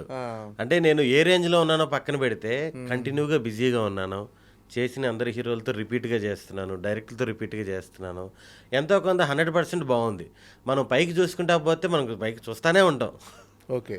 ఎప్పుడోసారి తగులుతుంది అంతే. అంటే మోస్ట్ అంటే నిన్న ఒక ఎగ్జిక్యూటివ్ ప్రొడ్యూసర్ మీ గురించి మాట్లాడుతున్నప్పుడు కూడా విన్నాను, చాలా కంఫర్టబుల్ ఆర్టిస్ట్, అసలు చెప్పిన టైంకి 10 నిమిషాల ముందు అక్కడ ఉంటాడు, అసలు ఏమీ పట్టించుకోడు, హ్యాపీగా తన వర్క్ చేసుకొని వెళ్ళిపోతుంది. అంటే చాలా తక్కువ రేర్ ఆర్టిస్టుల గురించి, అంటే నాకు తెలిసినంత వరకు చాలా తక్కువ మందికి అలాంటి పేరు వస్తుంది, చాలా కంఫర్టబుల్ ఆర్టిస్టు అంటే ఆ రిలేషన్ అలా మెయింటైన్ చేస్తూ వస్తున్నారు మీరు. సో మీరు సంపాదించుకుంది మీరు అన్నట్టుగా మోర్ డిజర్వ్ కాకపోయినా ఇప్పుడు బిహేవియర్, ఇక్కడ టాలెంట్ కంటే బిహేవియర్ కూడా చాలా ముఖ్యం ఇండస్ట్రీలో, అది ఖచ్చితంగా సుదర్శన్లో ఉందని నేను ప్రత్యక్షంగా విన్నా మాట్లాడితే. Thank you bye. ఏంటంటే నాకు దీని వాల్యూ తెలుసు, సినిమా అవకాశం వాల్యూ నాకు మరీ బాగా తెలుసు. ఎందుకంటే నన్ను ఇప్పటికి కూడా సోషల్ మీడియాలో, ఇన్స్టాగ్రామ్లో కానీ ఫేస్బుక్లో కానీ అందరూ అడుగుతూనే ఉంటారు, అన్న ఏదైనా ఒక అవకాశం ఇప్పించన్నా, ఇది నాకు దగ్గర కథ ఉంది వినిపించి, ఇవన్నీ చాలామంది అడుగుతూ ఉంటారు. కానీ అవకాశం రావడం అనేది చాలా గ్రేట్ కదా, అన్ని రకాలుగా. నాకు అవకాశం వచ్చింది, దాన్ని నేను ఎక్కడా నెగ్లెక్ట్ చేయకుండా చెప్పిన టైంకి షార్ప్గా, ఇప్పుడు 7:30 అంటే 7:30కి వాళ్ళ కంఫర్టబుల్ టైంలో నేను వెళ్ళి, ఎందుకంటే నాకు డబ్బులు ఇస్తున్నారు, నేను ఫ్రీగా వెళ్ళట్లేదు కాబట్టి చెప్పిన టైంకి వెళ్ళి నా పని నేను చేసుకొని వచ్చేయడం అనేది 100% అయితే ఫాలో అవుతున్నా ప్రస్తుతానికి. అంటే ఇప్పుడు ఉన్న ఇండస్ట్రీలో ఉన్న ఒక కమెడియన్స్లో మీకంటూ ఒక ప్రత్యేక మీ డైలాగ్ డెలివరీ పర్టికులర్గా, సో మీ సుదర్శన్ అంటే నెల్లూరు యాసలో మీరు చెప్పే డైలాగ్ చాలామందికి అట్రాక్ట్ అవుతారు, చాలామంది డైలాగ్ డెలివరీ కూడా చాలా బాగుంటుందని చెప్పేసి అంటుంటారు. అంటే ఆ మాడ్యులేషన్ అలా కంటిన్యూ చేస్తున్నారు ప్రతి సినిమాలో, ఎక్కడైనా మీకు బ్రేక్ చేయాలనిపించింది ఎక్కడైనా? అసలు యాక్చువల్గా ఆ డోస్ తగ్గింది. ఎప్పుడైతే నేను స్టార్టింగ్లో వచ్చినప్పుడు నెల్లూరు స్లాంగ్ ఉందో, నెల్లూరు స్లాంగ్ ఇప్పుడు నేను మాట్లాడేది మీకు తెలుస్తుంది. ఇప్పుడు కడప అనుకోండి, ఇంకొంచెం ఏమి ఎట్టుండవు, కొంచెం లెవెల్ ఎక్కువ ఉంటుంది. ఇప్పుడు ఈస్ట్ వెస్ట్ మీకు తెలుసు, తెలంగాణ వేరే రేంజ్లో ఉంటుంది, చిత్తూరు వేరే రేంజ్లో. నాదేమైపోయిందంటే హైదరాబాద్కి వచ్చి 12 సంవత్సరాలు అయిపోవడం వల్ల, ఇక్కడ ఫ్రెండ్స్ ఇక్కడ వీళ్ళతో తిరగడం వల్ల ఏమైపోయిందంటే ఆ స్లాంగ్ కాస్త నార్మల్ అవుతూ వస్తుంది. ఓకే, కొన్ని పదాలైనా మారుతున్నాయి.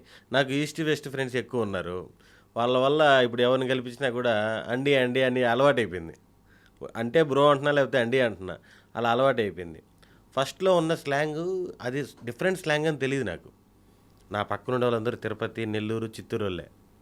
రూమ్లో కూడా షార్ట్ ఫిల్మ్ తీసినా కింద కామెంట్స్ వస్తున్నాయి, రే వీడి స్లాంగ్ బాగుంది, డిఫరెంట్గా ఉందని. ఆ కామెంట్స్ చూసిన తర్వాత అర్థమైంది నాకు, ఓహో నేను చిన్నప్పటి నుంచి నెల్లూరులోనే ఉన్నా, తిరుపతి, నెల్లూరు, పొద్దుటూరు, వేరే ఊరు తెలియదు, ఎక్కడికి పోలేదు. ఇక్కడికి వచ్చినాక ఈ స్లాంగ్ ఇంపార్టెన్స్ ఉంది, డిఫరెంట్గా మాట్లాడుతున్నాడు అంటే ఎవరి టైమింగ్స్ వాళ్ళకు ఉంటాయి. మీకు వే ఆఫ్ స్టైల్ ఉంటుంది, నాదొక స్టైల్ ఉంటుంది. ఈ స్టైల్ నచ్చింది, ఓకే, అందుకని ఇది కంటిన్యూ అవుతూ ఉంది. ఎక్కడో కొంచెం తగ్గింది సాఫ్ట్గా, అది కూడా మంచిదే అని చాలామంది డైరెక్టర్లు చెప్పారు. ఒరే న్యూట్రల్గా ఉండడం కూడా హ్యాపీ, అన్ని సినిమాలకి కనెక్ట్ అయిపోతావు అని. ఇప్పటి వరకు అంటే కెరీర్లో రకరకాల క్యారెక్టర్స్ చేశారు, కానీ అంటే ప్రతి పాత్ర అంతో ఇంతో సిమిలర్గా ఉంటుంది నెక్స్ట్ పాత్ర. అంటే కమెడియన్స్కి దాదాపుగా ఉన్న ఇష్యూ అది. దాన్ని మీరు ఫేస్ చేశారా? మీకు అనిపిస్తుంటుందా అరే అన్నీ ఒకే రకంగా ఉంటున్నాయి ఏదన్నా? ఇప్పుడు మీరు చెప్పినట్టు కమెడియన్స్కి మాకు ఆల్మోస్ట్ బయట ఏదైతే రెగ్యులర్గా రియల్ లైఫ్లో జరుగుతున్నాయో అలాంటి కథలనే తీసుకొచ్చి సినిమాలో పెడుతుంటారు. అలాంటి వాడికి ఫ్రెండ్ క్యారెక్టర్ ఉంటుంది. ఇంకోటి ఏంటంటే ఏజ్ గ్రూప్ ఒకటి. ఈ ఏజ్ గ్రూప్కి ఫస్ట్ ప్రిఫరెన్స్ ఫ్రెండ్ క్యారెక్టర్లు, స్పెషల్ క్యారెక్టర్లు తక్కువ వస్తుంటాయి. వీటిలో సిమిలర్గా అయితే ఉంటాయి, దీంట్లోనే చిన్న డిఫరెన్స్లు ఉంటాయి అంతే. ఊర్లు మారచ్చు, క్యారెక్టర్లు మారచ్చు, ఒక దాంట్లో బ్యాంక్ ఎంప్లాయీ, ఒక దాంట్లో కానిస్టేబుల్, అలా డిఫరెంట్గా. ఓకే, అంటే ఇంతకుముందుతో పోల్చుకుంటే ఏమైందంటే ఇంతకుముందు కమెడియన్స్ అంటే ఖచ్చితంగా క్యారెక్టర్స్ వచ్చి వాళ్ళే చేసేవాళ్ళు. ఇప్పుడు ప్రతి ఒక్కరూ తమ పాత్రలో క్యారెక్టరైజేషన్లోనే ఒక కామెడీ మిక్స్ చేస్తున్నారు డైరెక్టర్లు. అవును, దానివల్ల ప్రతి ఒక్కరూ కామెడీని పండిస్తున్నారు. అవును. సో ఇది ఎలా అనిపిస్తుంది? టఫ్గా అనిపిస్తుందా? అరే అమ్మ కాంపిటీషన్ పెరిగినట్టు అనిపించేది, లేకపోతే అంటే పంచెస్ మీకు ఉంటాయి, ఎదుటి వాళ్ళకు కూడా ఉంటున్నాయి. అవును. సో ఈ వేరియేషన్ కానీ డిఫరెన్స్ కానీ మీకు అనిపించిందా? ఇంకోటి ఏంటంటే అందరూ ఫన్ చేయడం కూడా హ్యాపీ అది. ఇంకోటి ఏంటంటే టైమింగ్ మ్యాచ్ అవుద్ది. మనకి ఇంత ముందుతో పోలిస్తే ఇప్పుడు హీరోలు ఎక్కువ కామెడీ చేస్తున్నారు కదా.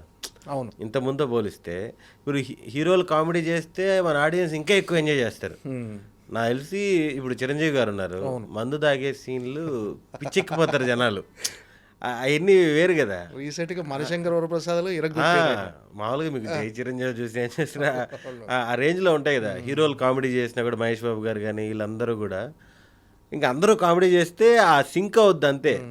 ఈ కామెడియన్స్కి తగ్గిపోద్దా అనే ఫీల్ పక్కన పెడితే సినిమా అయితే చూడడానికి చాలా బాగుంటుంది. థియేటర్ అంతా ఊగిపోతుంటుంది. థియేటర్ ఊగిపోతుంది. ఎందుకంటే మనకి నచ్చిన హీరో ఫైట్లు ఎలాగో చేస్తాడు, రొమాన్స్ చేస్తాడు, ఎన్ని చేస్తాడు.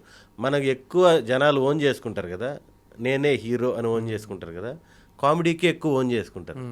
ఎందుకంటే మనకు ఉదయం లేసి ఫైట్లు చేయం, అవును, డ్యాన్సులు చేయం, రొమాన్స్లు చేసినా పబ్లిక్లో చేయరు.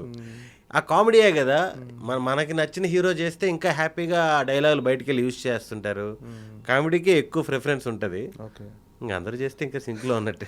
ఏంటంటే మామూలుగా మీ పర్ఫార్మెన్స్ ఏంటంటే ఎలా ఉంటుందంటే చాలా న్యాచురల్గా బిహేవ్ చేస్తున్నట్టుగా ఉంటుంది, ఏదో యాక్ట్ చేస్తున్నట్టుగా అనిపించదు. మీకు ఎక్కువ నాకు తెలిసి ఇలాంటి కాంప్లిమెంట్స్ అవును అవును. అంటే మీ రిసీవింగ్ అంటే మీకు ఏం చెప్తుంటారు మామూలుగా? మీకు ఫస్ట్ క్రిటిక్ ఎవరు? అంటే పలానా సినిమాలో బాగా చేసావు, ఇలా చేస్తే బాగుండు అని ఇంట్లో ఇస్తుంటారు ఏమన్నా మీకు సజెషన్స్? 100% ఎక్కువ తిట్టేది డ్యాన్సులకి. ఓకే, యాక్టింగ్ ఎప్పుడేం తిట్టలేదు కానీ డ్యాన్స్ ఇది ఎవరే ఊళ్ళు కదులుచురా, డ్యాన్స్ చేయరా, ఏందిరా వెనకలేసి ఇట్టి అంటుంటావు, ఆ క్రికెట్లో వెనకిట్టి అన్నట్టు డ్యాన్స్ చేయి ఆ టైప్లో అరుస్తుంటారు. నేను అప్పుడప్పుడు టీవీ ప్రోగ్రామ్కి ఎప్పుడో ఒకసారి ఏదో గెస్ట్కి వెళ్తుంటాం, ఈవెంట్స్ కానీ దానికన్నా. వాళ్ళు అక్కడికి వెళ్ళి డ్యాన్స్లు ఏమంటారు, మనకు రాదు. డ్యాన్స్లో మాత్రం కంప్లైంట్ ఉంది. యాక్టింగ్ అంటే నాకు చాలామంది హీరోలు కానీ యాక్టర్స్ కానీ వీళ్ళందరూ కూడా వీడు నిజంగా ఫ్రెండేనేమో అని అనిపిస్తుంది స్క్రీన్ మీద అని చాలామంది చెప్పారు. అంటే ఇప్పుడు హీరో ఫ్రెండ్గా చేస్తుంటాం కదా, వీడు యాక్ట్ చేయట్లేదు, నిజంగానే హీరోకి ఫ్రెండ్ ఏమో బయట అని ఒక ఫీలింగ్ వస్తుంది, న్యాచురల్గా ఉంటుంది అని చాలామంది చెప్పారు. అలాగే అంటే మామూలుగా కమెడియన్స్ మీరు అంటే పర్టికులర్గా మీరు స్క్రీన్ మీద కనిపించినప్పుడు చాలా ఎంటర్టైన్ చేస్తుంటారు, అన్ని బాగా అంతా హుషారుగా ఎనర్జీగా అనిపిస్తుంది. కానీ బయట చాలా రిజర్వ్డ్గా ఉండేటట్టు కనిపిస్తుంది. ఎక్కడ కూడా ఎవరితో కూడా ఎక్కువ అంటే చాలా తక్కువ మందితో మాత్రమే మీరు ట్యూన్ అయ్యి వాళ్ళతో మాత్రమే ట్రావెల్ చేస్తున్నారు. ఎందుకంటే మొదటి నుంచి కూడా అలా ఉండేవాళ్ళు. అదే చిన్నప్పటి నుంచి హాస్టల్లో ఉండడం వల్ల ఏమవుద్దంటే అలా ఫిక్స్ అయిపోతారు చాలామంది. నాకు బాగా పరిచయం ఉంటే నేను ఇంకా ఫ్రెండ్లీగా ఉంటా, అన్నీ బాగుంటాయి. నేను పెద్దగా ఈవెంట్స్ పార్టీస్కి పెద్దగా వెళ్ళను కదా, పరిచయాలు కూడా కొన్ని తక్కువే ఉంటాయి. నేను షూటింగ్ చేసేవాళ్ళు వీళ్ళు నా పార్టీలు అంటే 5-6 మందే ఉంటారు.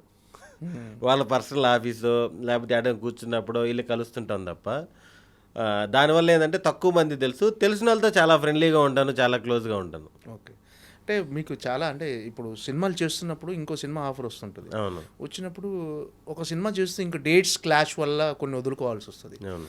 సో అలా వదులుకోవటం అంటే అమ్మ అంత బిజీ ఉన్నానని కూడా ఒక రకమైన ప్రౌడ్ మూమెంటే. అంటే ఒక సినిమాని వదులుకోవటం కూడా అంటే ఆల్రెడీ ఇంకో సినిమాలో బిజీగా ఉండటం వల్లే వదులుకుంటాం. అవును. సో అలా ఒక మంచి క్యారెక్టర్స్ వదులుకున్నప్పుడు ఫీల్ అయిన సందర్భాలు ఏమైనా ఉన్నాయా? అమ్మో చాలా ఉన్నాయి, అసలుకి బస్తాలు ఉన్నాయి. అవునా? వచ్చిన కొత్తలో అసలుకి ఎన్ని సినిమాలు, ఎందుకు మన కుమారి 21FA ఉంది, సినిమా అంతా అయిపోయింది. సినిమా అంతా అయిపోయి లాస్ట్ ఇంకా బ్యాంకాక్ సాంగ్ ఒక్కటే వెళ్ళాలి. అమ్మయ్య ఒక పెద్ద సినిమా చేశాను సుకుమార్ రైటింగ్స్లో ఇది అని చాలా హ్యాపీగా ఫీల్ అయ్యా. అప్పుడు నాకు ఎక్స్ప్రెస్ రాజా సినిమా వచ్చింది. మేల్పాక్ గాంధీ గారు నాకు గారంటే అన్న ఆఫీస్కి పిలిచారు, రే కుక్క బొమ్మ వేసి కథ చెప్పారు, ఇదిరా 45 days క్యారెక్టరు, హీరోకి 45 days, నీకు 45 days, ఇది హీరో పక్కన ఫ్రెండ్ క్యారెక్టర్ అని చెప్పేసి మొత్తం చెప్పారు. అసలుకి విన్నప్పుడే ఫుల్ ఎంజాయ్ చేశాను నేను. మనకి ఇంకా మంచి క్యారెక్టర్ పడింది అది ఇది అనుకున్నా. వచ్చేటప్పటికి స్టార్టింగ్ ఏదైతే షూటింగ్ స్టార్ట్ అవుతుందో ఆ ఫస్ట్ 3 రోజులు క్లాష్, వీళ్ళేమో వదలట్లేదు. అక్కడేమో ఖచ్చితంగా మార్కెట్ సెట్ వేసేసాము, షూటింగ్ చేయాలి అని ప్రభాస్ అన్న ఇదే వాళ్ళు చేశారు. కానీ ఆ మంచి క్యారెక్టర్ ఇక్కడ చూస్తే దగ్గరికి వచ్చినాక ఇల్లు చేయలేదు, అది ఎవరిదో పాస్పోర్ట్ ప్రాబ్లం వచ్చిందని అటు ఇటు చేసి ఆ షూటింగ్ ఆ సినిమా పోయింది. అలాగ అఖిల్ పోయింది, భలే మాగాడిలో ఏదో చిన్న క్యారెక్టర్, ఒక 5-6 days క్యారెక్టర్. అలాగ ఒక పెద్ద లిస్ట్ ఉంది. ఒక సినిమా కమిట్ అయిపోతాం, ఇది కమిట్ అయిపోగానే వస్తుంది. చేసిన 150 సినిమాలు వదులుకుని 150 మొత్తం 300 సినిమాలు. ఎందుకు చాలా సినిమాలు దగ్గరికి వచ్చిపోతూ ఉంటాయి.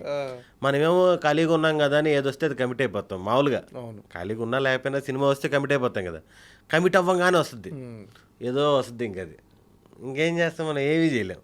అలా పోతానే ఉంటాయి. బాగా బాధపడిన సినిమా ఉందా? అరే ఇది అనవసరంగా వదులుకున్నా నేను, చేసి ఉండాల్సింది అని. అంటే అవి పెద్ద పెద్ద పేర్లు ఇప్పుడు వేరే వాళ్ళు చేసేసి ఉంటారు కదా, చెప్తే చేసేసి హిట్ అయిపోయినాయి కాబట్టి పర్లేదు. పెద్ద పెద్ద హీరోలయే ప్రభాస్ గారితో అనుకోవచ్చు, అల్లు అర్జున్ గారితో అనుకోవచ్చు, చాలా సినిమాలు దగ్గరికి వచ్చిన తర్వాత ఎన్టీఆర్ గారితో అనుకోవచ్చు, దగ్గరికి వచ్చిన తర్వాత ఇంకా ఏది ఇంక నన్ను నేను తిట్టుకునేవాను అనమాట. ఎందుకంటే చిన్న సినిమానో పెద్ద సినిమానో నాకు అడ్జస్ట్ చేసే పరిస్థితి ఉంటే అడ్జస్ట్ చేసేస్తారు.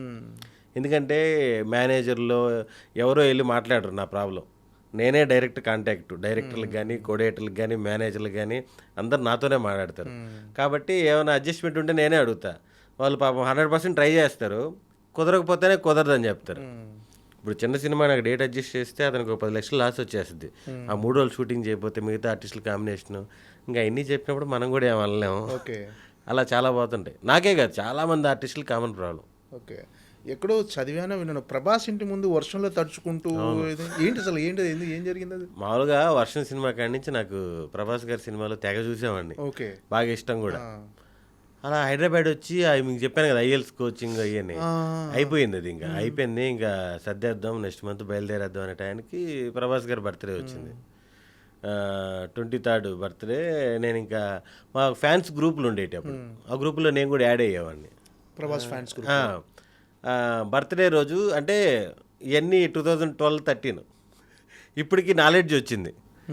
బర్త్డేకి ఎక్కడున్నా సరే ప్రభాస్ గారి ఇంటికి వచ్చి అమ్మగారు భోజనం తిని పెద్దమ్మ టెంపుల్లో దర్శనం చేసుకొని ఇది ఒక ఫార్మేట్ అని ఫిక్స్ అయిపోయాం మేము. ఆయన వచ్చినా రాయిపోయినా వచ్చాడు ఇంకంతే. నేను వెళ్ళి ఇంక ఉదయాన్నే 6 గంటలకి నేను మహేంద్ర అని పుత్తూరు అబ్బాయి ఇద్దరం వెళ్ళి ఆ చెట్టుగా ఎదురుగా కానక చెట్టు ఏదో ఉంటుంది, కానక చెట్టు ఆ చెట్టు దగ్గర నిలబడుకో ఉన్నాం. ఉదయం 6 నుంచి ఇంకా ఫ్యాన్స్ వస్తున్నారు పోతున్నారు, కొంతమంది బయటకు వచ్చి అప్పటికి మిర్చి ఫోటోలు ఇస్తున్నారు. అప్పుడు బాహుబలి ప్రీ ప్రొడక్షన్ అనుకుంటా. అప్పుడు లేరండి కేరళ పోయారండి అది ఇది ఎంత చెప్పినా వెళ్ళలేదు మేము. వర్షం పడినా వర్షంలో అలాగే నిలబడుకో ఉన్నాం. టిఫిన్ లేదు, లంచ్ లేదు, డిన్నర్ లేదు. నైటు 1 గంట వరకు నేపాల్లో సెక్యూరిటీ గార్డ్ ఉన్నాడు, వాడి దగ్గరికి వెళ్ళి నేను మామూలు తెలిగే అంతంత మాత్రం అక్కడికి వెళ్ళి వాడితో మాట్లాడి లోపల నుంచి ఎవరో మేనేజర్ వచ్చారు, శ్రీనివాసరాజు గారు ఎవరో ఆయన పేరు, లోపలికి పిలిచారు డోర్ ఓపెన్ చేసి. అప్పుడు నాకు మామూలు ఆనందం కాదు, ప్రభాస్ గారు కలుస్తున్నారు ఇది అని. లోపలికి వెళ్ళిన తర్వాత ఒక ప్లాస్టిక్ చైర్ పెట్టి దాని మీద ఒక కేక్ తెచ్చిపెట్టి కేక్ కట్ చేయించారు నా చేత. కట్ చేయించి నా నోట్లో పెట్టి ఫోటోలు తీశారు. ప్రభాస్ గారు వచ్చి నాకు ఈ ఫోటోలు చూపిస్తాము మీరు వెళ్ళండి ఆయన లేరు అన్నాడు. వెళ్ళేవాడు వస్తాడు చూడు. అప్పుడు ఏ కారు వచ్చినా కూడా మేము మొత్తం చూసేవాళ్ళం లోపల ఉన్నాడేమో ఇది అని. యాక్చువల్గా లేడు ఆయన అప్పుడు. అంటే నేనేంటంటే నెల్లూరు వెళ్ళిపోతున్నా, మళ్ళీ హైదరాబాద్ రాను, ఒక ఫోటో దిగేసి పోదాం అనే దాంట్లో బాగా ఇబ్బంది పెట్టేశాను. ఆ తర్వాత ఈ జర్నీలో అర్థమైంది చాలా తప్పది, ఆర్టిస్టులని హీరోల్ని అలా ఇబ్బంది పెట్టకూడదు అని. కలిసి ఎప్పుడు ప్రభాస్ గారిని కలిసి షేర్ చేసుకున్నారా?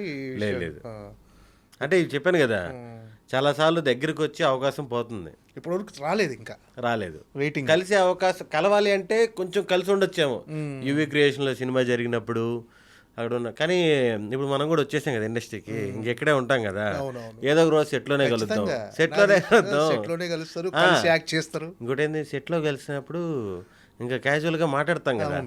ఇప్పుడు నేను వెళ్ళి నానా కష్టాలు పడి ఒక ఫోటో అని చెప్పి వెళ్ళి ఫోటో దిగి మామూలుగా నా మైండ్లో అనిపించింది అంటే కలుద్దాం, ఏదో ఒక రోజు సెట్లో కలుద్దాం, కలిసి యాక్ట్ చేద్దాం. రాజాసాబ్లో 100% చేయాల్సింది ఇంకా నాయి ఉంటాయి కదా, ఇంకా అలా వచ్చిన ప్రతిసారి మిస్ అయిపోయేది అనమాట.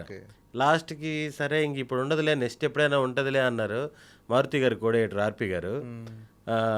కరెక్ట్గా నేను మిస్టర్ బచ్చన్కి తిరువన్నమలై అదే చెన్నై సైడ్ వెళ్ళా, అదేదో ఊరు అది, అక్కడ 25 రోజులు అక్కడ పోయిన 2 రోజులకు ఫోన్ వచ్చింది, ఏవయ్యా ఆయన మామూలుగా నన్ను అబ్బాయి నెక్స్ట్ వీక్ అంతా బ్లాక్ చేసుకో రాజాసాబ్ అన్నారు.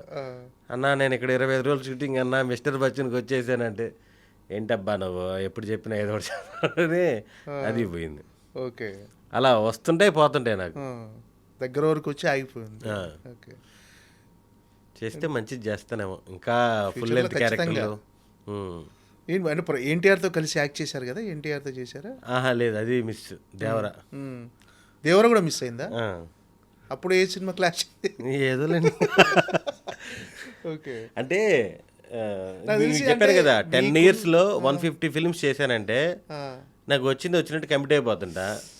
ఏది లైఫ్ ఇస్తుందో తెలియదు. అవును. చిన్నది లైఫ్ ఇస్తుందా, పెద్దది లైఫ్ ఇస్తుందా అనేది మన చేతుల్లో లేదు. అంటే ఆగి ఇది చేయాలా వద్దన్న ఆలోచన కూడా లేదు, ముందైతే చేస్తూ వెళ్ళిపోవటం. చేస్తే వెళ్ళిపోయి అంటే పెద్ద సినిమా మనకు వస్తుందో రాదో తెలియదు తెలియదు కదా.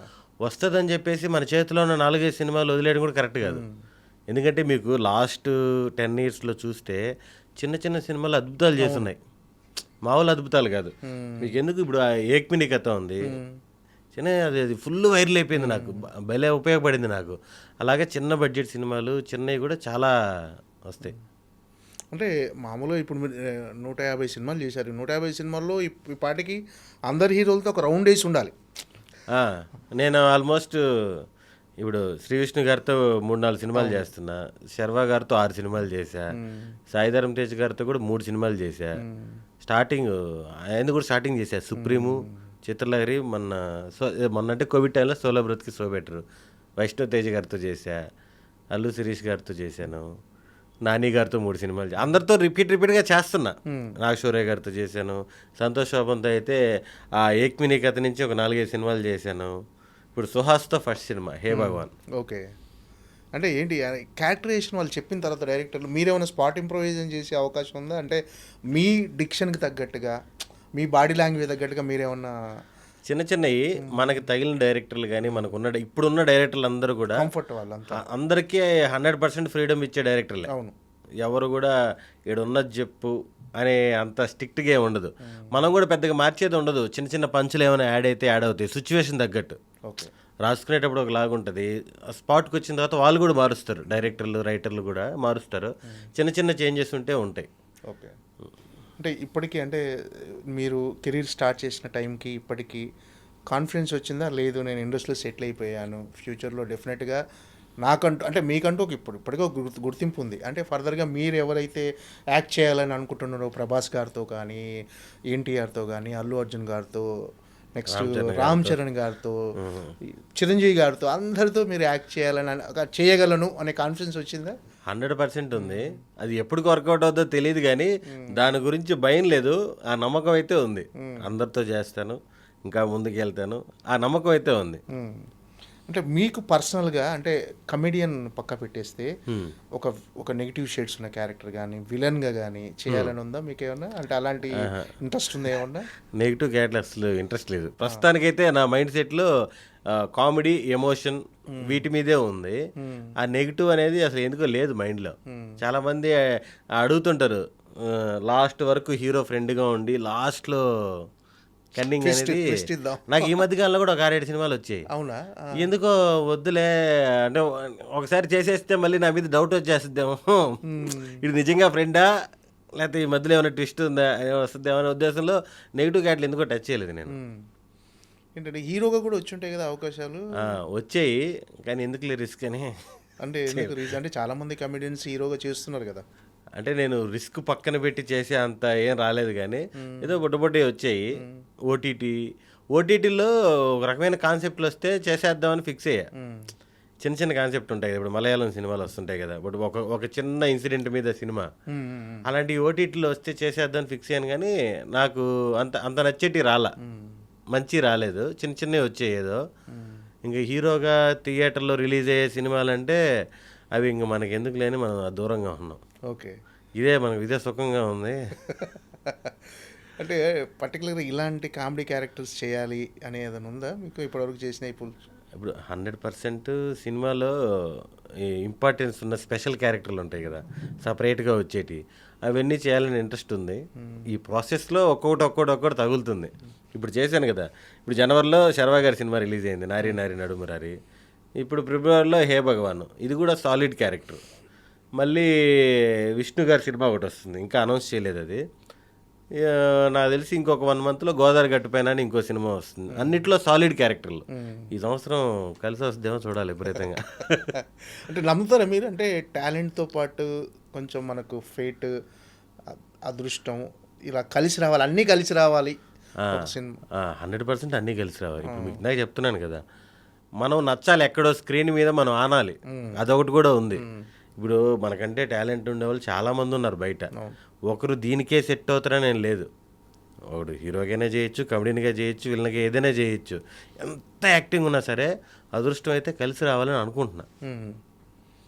మరి అది కనపడదు కాబట్టి నేను అనుకోవడం అంతే. ఏంటంటే మీరు మ్యారేజ్ లవ్ మ్యారేజా మీరు?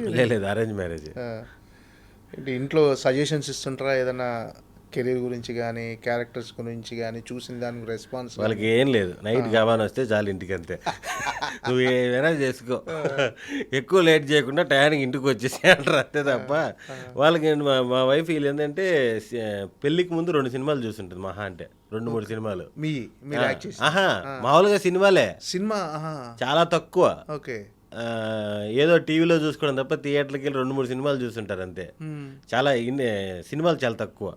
నా పెళ్ళి అయిపోయిన తర్వాత ఫస్ట్ సంవత్సరమే 70 సినిమాలు చూసింది. అంటే మనకి ఇంకేం పని ఉంటుంది, షూటింగ్ లేకపోతే ఇదే కదా. సినిమాలు నాలెడ్జ్ తక్కువే. మ్యారేజ్ అయిన తర్వాత సినిమాలు ఎక్కువ చూస్తున్నారు. ఓకే. అంటే మీకు చెప్తుంటారా సజెషన్, బాగా చేసావు బాగా చేస్తే చెప్తుంటారు, బాగా చేయకపోతే అదే మంచి రోజులు పెద్ద రోజులు అయితే చెప్తుంటారు, సోషల్ మీడియాలో పెడుతుంటారు స్టేటస్లు అవి ఇవి. ఓకే. అంటే ఎర్లీ మ్యారేజా మీది? ఎర్లీ మ్యారేజ్ అంటే 2000, నాకు 26 ఇయర్స్ ఉన్నప్పుడు మ్యారేజ్ అయిపోయింది. ఎందుకంటే వీడు ఇండస్ట్రీకి వెళ్తున్నాడు ఆ భయంతోనే చేసేసారు, ఫోర్స్ కాదు కానీ చెప్పే చేశారు. ఇండస్ట్రీకి వెళ్తే ఎలా ఉంటుందో పరిస్థితి తెలియదు.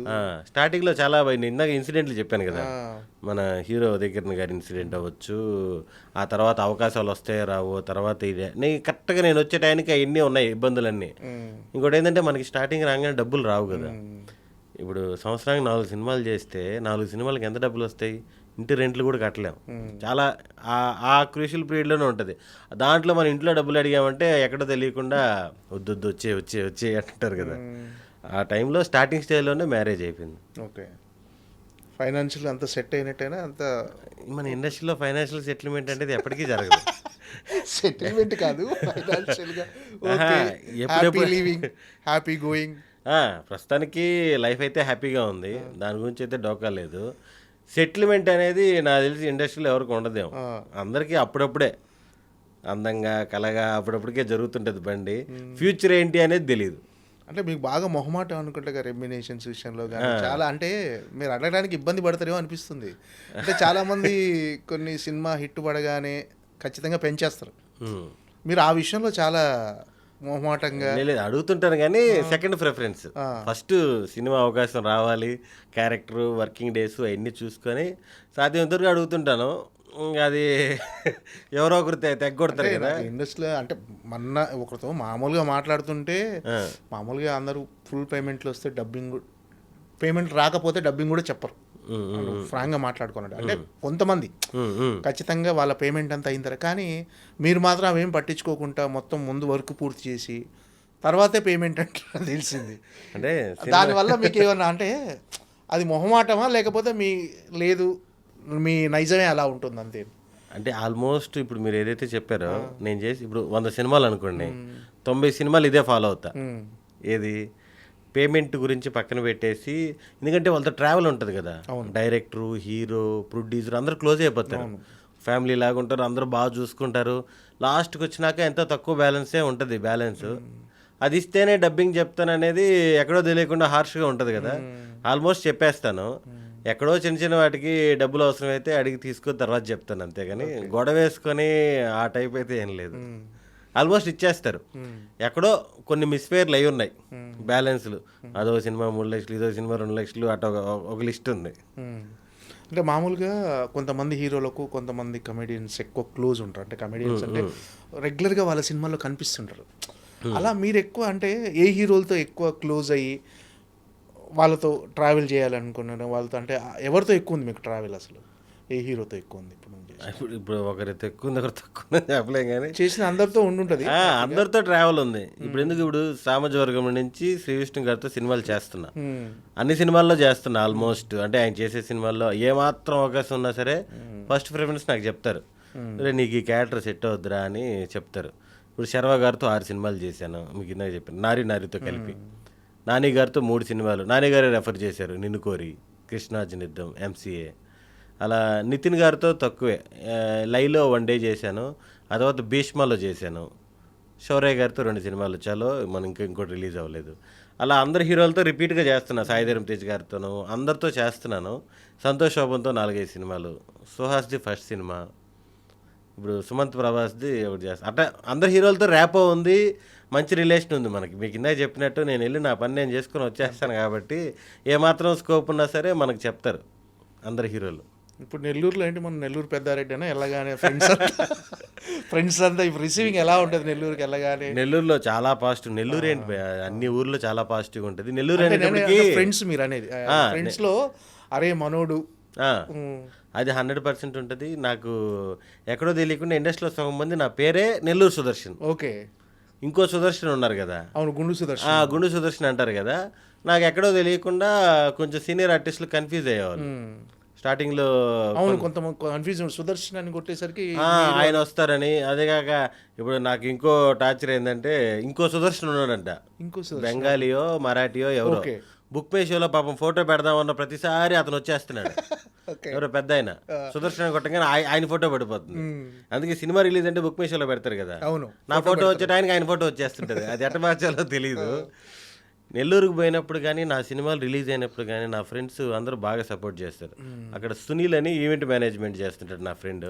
నా ప్రతి సినిమాకి బ్యానర్లు కానీ, ఇప్పుడు ఏ సినిమా రిలీజ్ అవుతున్నా సరే నాకు తెలిసిన ప్రొడ్యూసర్లు హీరోలు ఫస్ట్ ఒక ప్రీమియర్ షోకి టికెట్లు అన్నీ నాకు ఇచ్చేస్తారు. ఒక 600 టికెట్లు అలా ఇచ్చేస్తారు. ఫ్రెండ్స్, వాళ్ళ ఫ్రెండ్స్, కాలేజీ వాళ్ళు, ఇన్ఫ్లుయెన్సర్స్, మీడియా వాళ్ళు. నెల్లూరు వరకు ఒక షో ఆల్మోస్ట్ నేను యాక్ట్ చేసి రిలీజ్ అయిన సినిమాల్లో ఒక 50% సినిమాలు నాకు ఇస్తారు. సామజవరం కానీ, రీసెంట్గా రిలీజ్ అయిన సినిమాలు కానీ, అవన్నీ నేను ఫ్రెండ్స్ అందరికి ఇచ్చి ఒక షో వేస్తారు, అందరూ ఎంజాయ్ చేస్తారు. నెల్లూరు వరకు చేస్తుంటుంది. ఓకే.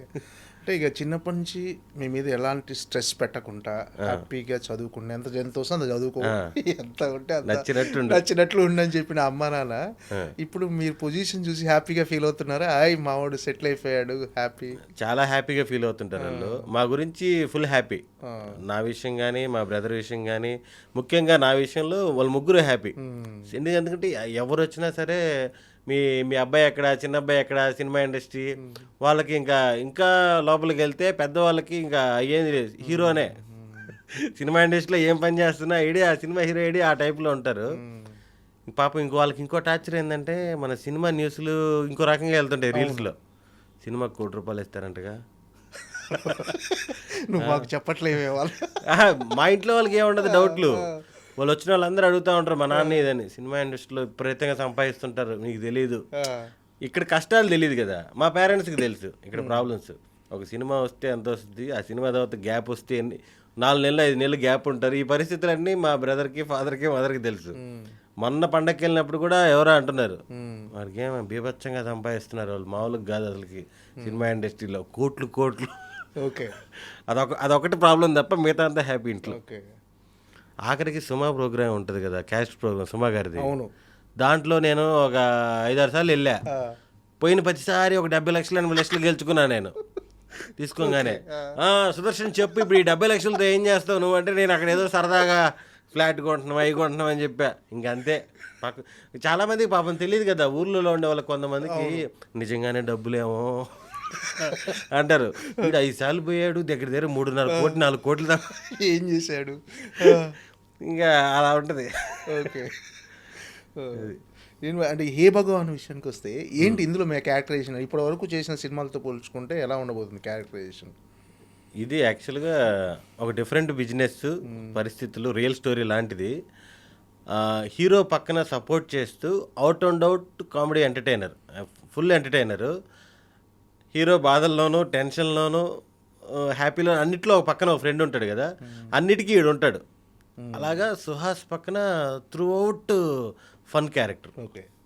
ఈ సినిమాలో సుహాస్ కూడా త్రూ అవుట్ ఫన్ క్యారెక్టర్. మనం మాట్లాడుతున్నప్పుడు ఈ సినిమాలో నేను కూడా కామెడీ చేశాను అని చెప్తే మీరు ఏంటి మరి, నేను నరేష్ గారు ఎగ్జిక్యూటివ్ ప్రొడ్యూసర్ సినిమా వర్క్నే అంటే మనోడంటే నాతో పాటు క్యారెక్టర్లు కూడా చేశాడు అంటే పేరు పెట్టి పిలవగలిగే అంత చనువు ఉంది కాబట్టి ఏదో సరదా జోకులు వేద్దాంలే అని ఫిక్స్ అయ్యి, నీ ఇష్టం ఏదైనా వేసి ఏముంది ఏమనుకుంటారు.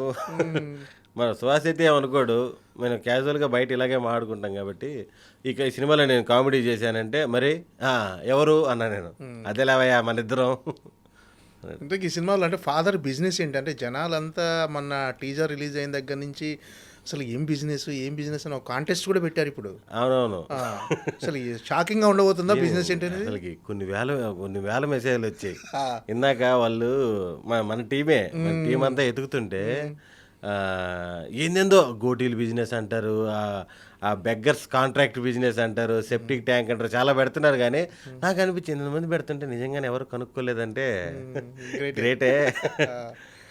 అదొక సర్ప్రైజ్గా ఫీల్ అవుతారు. ఓకే, ఇది ఏదైనా సరే అది రివీల్ చేయకపోవడమే బెటరు. ఒకసారి స్క్రీన్ మీదకి వచ్చి చూసిన తర్వాత ఆ 2 అవర్స్లో ఎంజాయ్ చేస్తారు, ఎమోషన్ అవుతారు, ఫీల్ అవుతారు. ఎక్కడో తెలియకుండా తండ్రి కొడుకుల బాండింగ్ బాగా ఎమోషనల్ అవుతారని నా ఫీలింగ్. ఓకే, అలాగే లేడీస్ కూడా. లేడీస్ అంటే స్ట్రాంగ్ ఉమెన్ ఒక కాన్సెప్ట్ ఉంటుంది. తండ్రి కొడుకుల మధ్య రిలేషన్, ఆ బాండింగ్ కూడా బాగా ఎంజాయ్ చేస్తారు సినిమాలో. అంటే ఎలాంటి సినిమా ఇది? పూర్తి ఫన్నా cinema? Complete fun, out and out fun, ఒక మంచి ఎమోషన్. ఎక్కువసేపు ఎమోషన్ కాదు కానీ మంచి ఎమోషన్ ఎండింగ్. అంటే ఇప్పుడు మన సుహాస్ స్టేజ్ మీద చెప్తూ ఈ సినిమా నేను complete out and out entertainment with content అన్నాడు. అది పర్ఫెక్ట్ సినిమా. ఓకే, కంటెంట్ తీసుకొని దాంట్లో ఫన్ చేసుకుంటూ రావడం. అంటే ఈ హే భగవాన్ అనే టైటిల్ ఉంది సార్, ఈ టైటిల్ జస్టిఫికేషన్ మీకు ఏమైనా తెలుసా? 200%. అంటే ఇంక ఇది తప్ప ఇంకా వేరే టైటిల్ పెట్టలేరు ఈ సినిమాకి. ఓకే, సినిమా చూస్తే తెలుస్తుంది. సినిమా చూస్తే మామూలుగా మనకి సినిమాకి సంబంధం లేకుండా టైటిల్స్ పెడతాం. ఎందుకంటే ప్రతిసారి సినిమాలో నుంచి టైటిల్ రావాలంటే కష్టం కదా, ఇన్ని లక్షల వేల సినిమాల్లో. అలాగా ఈ సినిమాకి పర్ఫెక్ట్ టైటిల్ హే భగవాన్. ఇంకా సాధారణంగా అంటే కమెడియన్స్కి కథ మొత్తం చెప్తుంటారా, ఓన్లీ క్యారెక్టరైజేషన్ చెప్తుంటారా? మీకంటే మీ విషయానికి వస్తే కొంతమందికి కథ మొత్తం చెబుతారు, కొంతమందికి మాత్రమే వాళ్ళ క్యారెక్టర్స్ చెప్పి వదిలేస్తారని చెప్పేసి అంటారు. అవసరం ఉంటే కథ అంతా చెప్తారు. ఇప్పుడు హే భగవాన్ సినిమాలో నాకు కథ అంతా చెప్పాలి, అలాంటి క్యారెక్టర్. ఎందుకంటే ఫస్ట్ ఫ్రేమ్ నుంచి లాస్ట్ వరకు ఉంటాను కదా, నాకు తెలుస్తాయి కదా ఎవరి క్యారెక్టర్ ఏంటి అని తెలుస్తాయి. ఇది నెక్స్ట్ చేసే చాలా సినిమాల్లో మనం ఎక్కడో ఒక ఫ్లాష్ బ్యాక్లో మనది ఒక క్యారెక్టర్ అనుకోండి, మనకి సినిమా అంతా చెప్పాల్సిన అవసరం లేదు. ఒక డైరెక్టర్కి ఏమైపోద్ది అంటే కథ ఓకే, ఈ సినిమా స్టేజ్ మీదకి వచ్చే టైంకి 100 నేరేషన్లు అయిపోయి ఉంటాయి. సినిమా స్టార్ట్ అయ్యడానికి కూడా హీరోలకి, హీరోయిన్లకి, ఆ విలన్స్కి అన్నీ చెప్పుకుంటూ వస్తారు కాబట్టి అందరికి చెప్పడం కుదరదు. కాబట్టి మన పాత్రకు తగ్గట్టు వీడిది ఒక 5 రోజుల క్యారెక్టర్, 10 రోజుల క్యారెక్టర్, నీది ఇది అన్నట్టు చెప్తారు. ఫుల్ లెంత్ అయితే మాత్రం కథ కంప్లీట్గా చెప్తారు. నేను సుదర్శన్ ఎప్పుడైనా ఓన్లీ యాక్టర్గానే చూడటమా, ఏమైనా డైరెక్షన్ కానీ ఏమైనా వేరే? ప్రస్తుతానికైతే యాక్టర్గానే చూస్తారు. దీంట్లోనే ఆ మార్పులు ఈ మార్పులు చేస్తే చాలా, అంతే. ఏమైనా బిజినెస్లు మొదలు పెట్టబోతున్నారు అంటే? మామూలుగా బిజినెస్లు కూడా చేస్తుంటారు కదా యాక్టర్స్. బిజినెస్లు ఇంట్రెస్టే కానీ ఇప్పుడున్న బిజినెస్లు అన్నీ ఏంటంటే ₹1 వేసేసి మళ్ళీ చిల్లర ఎరుకోవడం లాగే ఉన్నాయి. ఏ బిజినెస్లు బాగాలేవు అసలు. ఇప్పుడు ఏదైనా చేద్దామన్నా కూడా దానికి అమ్ముగా బ్యాంకులో డిపాజిట్ చేస్తే వచ్చే ఇంట్రెస్ట్ కూడా రావట్లేదు. అంతే కదా, ఇప్పుడు ₹1 పెడితే కనీసం నెలకు ₹1,00,000 రావాలి కదా, లేవు. అదేదో గమ్ముగా అంత టెన్షన్ తీసుకునే బదులు బ్యాంకులు వేసి అదేదో ఇంట్రెస్ట్ తీసుకోవడం మేలేమో అనిపించే బిజినెస్లు ఉన్నాయి. కానీ బిజినెస్ నాకు ఇంట్రెస్ట్, ఏదో చెయ్యాలి. ఓకే, హెవీ ఇన్వాల్వ్మెంట్ లేకపోతే ఏ బిజినెస్ చేద్దామని అసలు? అంటే మామూలుగా మోటార్ ఫీల్డ్ నుంచి వచ్చాను కాబట్టి అది ఇంట్రెస్ట్ ఉంది, కానీ దానికి నేను సెట్ గాను, ఇప్పుడున్న దానికి సెట్ గాను, దానికి 100% వర్క్ చేయాలి. ఫీల్డ్ కూడా అందరికి కలిసి రాదు, మళ్ళీ ఇనుము కలిసి రావాలంటారు. రెస్టారెంట్స్ బిజినెస్ కానీ, ఈ రెస్టారెంట్ అంటే కంప్లీట్ రెస్టారెంట్, లేదంటే ఫుడ్ కోర్ట్లు కానీ ఏదైనా ట్రై చేయాలి ఫ్యూచర్లో. సినిమా ఇండస్ట్రీలో కూడా క్యారవాన్లు, డబ్బింగ్ స్టూడియోలు అయ్యి అనుకున్నాను, కానీ అప్పుడు స్టార్టింగ్లో ఏదో ఒకటి మనం ఇక్కడే ఉంటున్నాం కదా అని అన్నీ హెడ్డేకే. ఫ్యూచర్ అంటే ఏ సినిమాలు చేస్తున్నాయి పెద్దవి కానీ అన్ని? ఎన్ని సినిమాలు ఉన్నాయి ఇప్పుడు చేతిలో? బిజీయా మొత్తం? బిజీయే. ఇప్పుడు శ్రీవిష్ణు గారిది కామిరేట్కి వెళ్ళని షూటింగ్ జరుగుతూ ఉంది. కొన్ని సినిమాలు జరుగుతూ ఉన్నాయి, పేర్లు పెట్టలేదు కానీ రివీల్ చేయకూడదు, జరుగుతూ ఉన్నాయి. ఏంటంటే ఫ్యూచర్ ప్లానింగ్స్ ఏంటి? ఎలా గో విత్ ఫ్లోనా ఏమన్నా? ప్రస్తుతానికైతే గో విత్ ఫ్లోనే. సినిమాలు పడుతున్నాయి. 2026లో చాలా సినిమాలు ఉన్నాయి మనకి రిలీజులు. దగ్గర 10-15 సినిమాలు రిలీజులుగా ఉన్నాయి 26లో. అంటే కొన్ని జరుగుతున్నాయి, కొన్ని అయిపోయినాయి. ఇవన్నీ కూడా 2026లో రిలీజ్ అయ్యే సినిమాలు అన్నీ కూడా మంచి సినిమాలు. ఇవి డిసైడ్ చేస్తే ఏమో అని అనుకుంటున్నా. ఓకే, ఫేట్ మారిపోద్ది 2026. ఎంతో కొంత లైఫ్ ముందుకు వెళ్తుంటే కొంచెం ఎనర్జీ వస్తుంటుంది కదా, అది. వచ్చిన సినిమాలను చేస్తూ వెళ్ళిపోవటమేనా, లేకపోతే రిజెక్ట్ చేసే పొజిషన్కి వచ్చినట్టేనా? అంటే సున్నితంగా ఇది నాకు సరిపోదు రిజెక్ట్ చేసేదంటే సరిపోదు. ఆ టైప్ ఓకే. అంటే సున్నితంగానే అనేది. సున్నితంగానే. ఆ. నాకేంటంటే కొన్ని మ్మ్. ఎక్కువ అంటే మళ్ళీ ఏమైనా పాతీలు ఆడతారేమో తెలియదు కానీ వల్గారిటీ ఎక్కువ ఉన్నా కూడా ఓకే.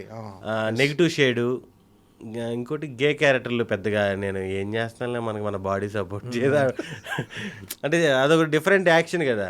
ఓకే ఇది మనం చేయలేము ఆ టైప్లో కొన్ని వదులుకుంటా లే భయ్యా మనం చేయలేము. ఈ మధ్య కూడా మన ఒక హీరోది వచ్చింది నెగిటివ్ క్యారెక్టర్ అని, ఓకే. కరెక్ట్గా ఒక 10 days బ్యాకే. సినిమా అంతా పక్కన ఫ్రెండ్గా ఉంటూ లాస్ట్లో వెన్నుపోటు పొడుస్తాయి ఇదని, వద్దులే మనం ఈ ట్రాక్ బాగానే ఉంది కదా అనే ఉద్దేశంలో ప్రస్తుతానికి నెగిటివ్ క్యారెక్టర్ మీద లేదు, ఆ మిగతా క్యారెక్టర్ మీద లేదు. అంటే తెలుగు సినీ పరిశ్రమలో కమెడియన్స్ మధ్య ఎక్కువ కాంపిటీషన్ ఉందని ఫీల్ అవుతున్నారా? అంటే నెంబర్ ఆఫ్ కమెడియన్స్ ఎక్కువ అవడం వల్ల అంటే ఏమమ్మా బయట అందరూ మన ఇండస్ట్రీలోనే కామెడియన్స్ అందరూ కలిసి పనిచేసేది. మీరు మిగతా కాంపిటీషన్ అంటే హెల్తీ కాంపిటీషన్ అంటే సో ఇట్ అంటే ఇంతమంది ఉన్నారు, చాలా మంది ఉన్నారు కమెడియన్స్, అంటే ఒకరికి మించి ఒకరు చేయటం అనేది క్యారెక్టర్స్ కానీ పర్ఫార్మెన్స్ కానీ ఎంటర్టైన్ చేయటం కానీ. అది 100% కమెడియన్స్ ఒక ఇద్దరున్నా ముగ్గురున్న సెట్లో డిస్కస్ చేసుకుంటారు, రే అలా చేద్దాం ఇలా చేద్దాం అని అనుకొని. ఇప్పుడు కిషోర్ అన్న ఉన్నారు, సత్య, ప్రవీణ్ అన్న, వీళ్ళందరూ ఉన్నారు. ఎవరున్నా సరే దాన్ని ఇంప్రూవైజ్ చేసుకోవడం, యాడ్ చేసుకోవడం. నువ్వు ఇక్కడ చెప్పురా, ఇప్పుడు ఇది ఎందుకు మనకి నారి నారి నడుమురల్లో థియేటర్లో చూస్తుంటే ఒక డైలాగ్కి విపరీతంగా నవ్వారు నా డైలాగ్కి. అదేంటో భయ్యా మొన్న గర్ల్ ఫ్రెండ్ సినిమా, అదే ఆడవాళ్ళు ఎంతే అర్థం గారు, ఆడవాళ్ళు ఎంతే అర్థం గారు మన గర్ల్ ఫ్రెండ్ సినిమా చూసి భయం వదిలేమంటే ఒక పిల్ల చున్నీ వదిలేసింది అన్న. నాకు మామూలుగా ఆ మీమ్ తెలియదు పెద్దగా, నేను థియేటర్లో చూస్తుంటే విపరీతంగా నవ్వుతున్నారు. నాకు అది యాక్చువల్ కిషోర్ అని చెప్పాడు, ఇది ఒక మీమ్ వచ్చింది అంటే ఏదో ట్రోల్ అవుతుంది ఇది అని. అది చెప్తే అది విపరీతంగా ఎంజాయ్ చేశారు. అలాగా ఒకరినొకరు హెల్ప్ చేసుకుంటూ ఉంటారు, ఒరే నువ్వు ఇది చెప్పు నేను ఇది చెప్తాను, ఆ డైలాగ్స్ అన్నీ మార్చుకోవడం. అవి నా హెల్దీగానే ఉంటారు తెలుగు ఇండస్ట్రీలో. ఇప్పుడు వీడికి వచ్చింది వీడికి రాలేదని లేకుండా ఎవరి క్యారెక్టర్ వాళ్ళకే వస్తుంది. మనం ఎంత కొట్టుకున్నా వేరే వాళ్ళకి క్లబ్ ఉంటుంది అనుకుంటా, కమెడియన్స్ అంతా కలిసి రెగ్యులర్ టచ్లో ఉంటారు అందరు, కలుస్తుంటారు, మాట్లాడుతుంటారు. ఎక్కువ షూటింగ్స్లోనే కలుస్తాం అందరం, ఎవరు ఏదో ఫంక్షన్లు ఉంటే తప్ప షూటింగ్స్లోనే. ఓకే భయ్యా, all the best, nice conversation, super. Me career సూపర్గా వెళ్ళిపోవాలని, అంటే ఈ 2026 మీరు అన్నట్టుగా మీ ఫేట్ మారిపోవాలని. ఉదయం లేచి రీల్స్ అయ్యే వస్తున్నాయి, ఎస్ఎల్ఏటర్ ఉన్న వాళ్ళు అద్భుతమైన అది అని వస్తుంది. సాయంత్రం వెళ్ళి ఇంటి మామూలుగా రోజు ఉదయం చూస్తాం కదా రీల్స్ ఎక్కువ అలవాటు పడిపోయాయి. ఉదయం లేగానే ఎస్ఎల్ఏటర్ ఉన్నవాళ్ళు మీకు బాండ్ పేపర్ మీద రాసిస్తాను, మీరు ఈ సంవత్సరం అద్భుతమైన ఫలితాలు చూస్తారని వస్తుంది. పనులన్నీ చూసుకుని ఇంటికి వెళ్ళిపోతాం కదా సాయంత్రం, మళ్ళీ కేజీఎఫ్ మేము వస్తుంటుంది, ఆ పిచ్చోడు చెప్పేది ఒక్కసారైనా నిజమైతే బాగున్నా. ఓకే, చూడాలి. నమ్ముతుంటారా ఇలాంటివన్నీ? ఊరికనే టైం పాస్. అంటే గ్రహాలు అనుకూలించాలి, మీకు ఎస్ఎల్ఏటర్ ఉన్న వాళ్ళకి బాగుంటుంది, అది మామూలుగా చాలా మంది అంటారు కదా లైఫ్లో ఎక్స్పీరియన్స్ చేస్తే నమ్ముతారని. ఇంకా అంత క్లారిటీగా తెలియదు, చూడాలి. ఓకే, నమ్మకం లేదు అని చెప్పలేను, ఉంది అని చెప్పలేను, అంతే. ఓకే భయ్, all the best. Thank you bro. Super సక్సెస్ఫుల్గా మీ కెరీర్ కొనసాగాలని మనస్ఫూర్తిగా కోరుకుంటున్నాం. Thank you for your valuable. Thank you bro, invite చేసినందుకు థ్యాంక్ యూ.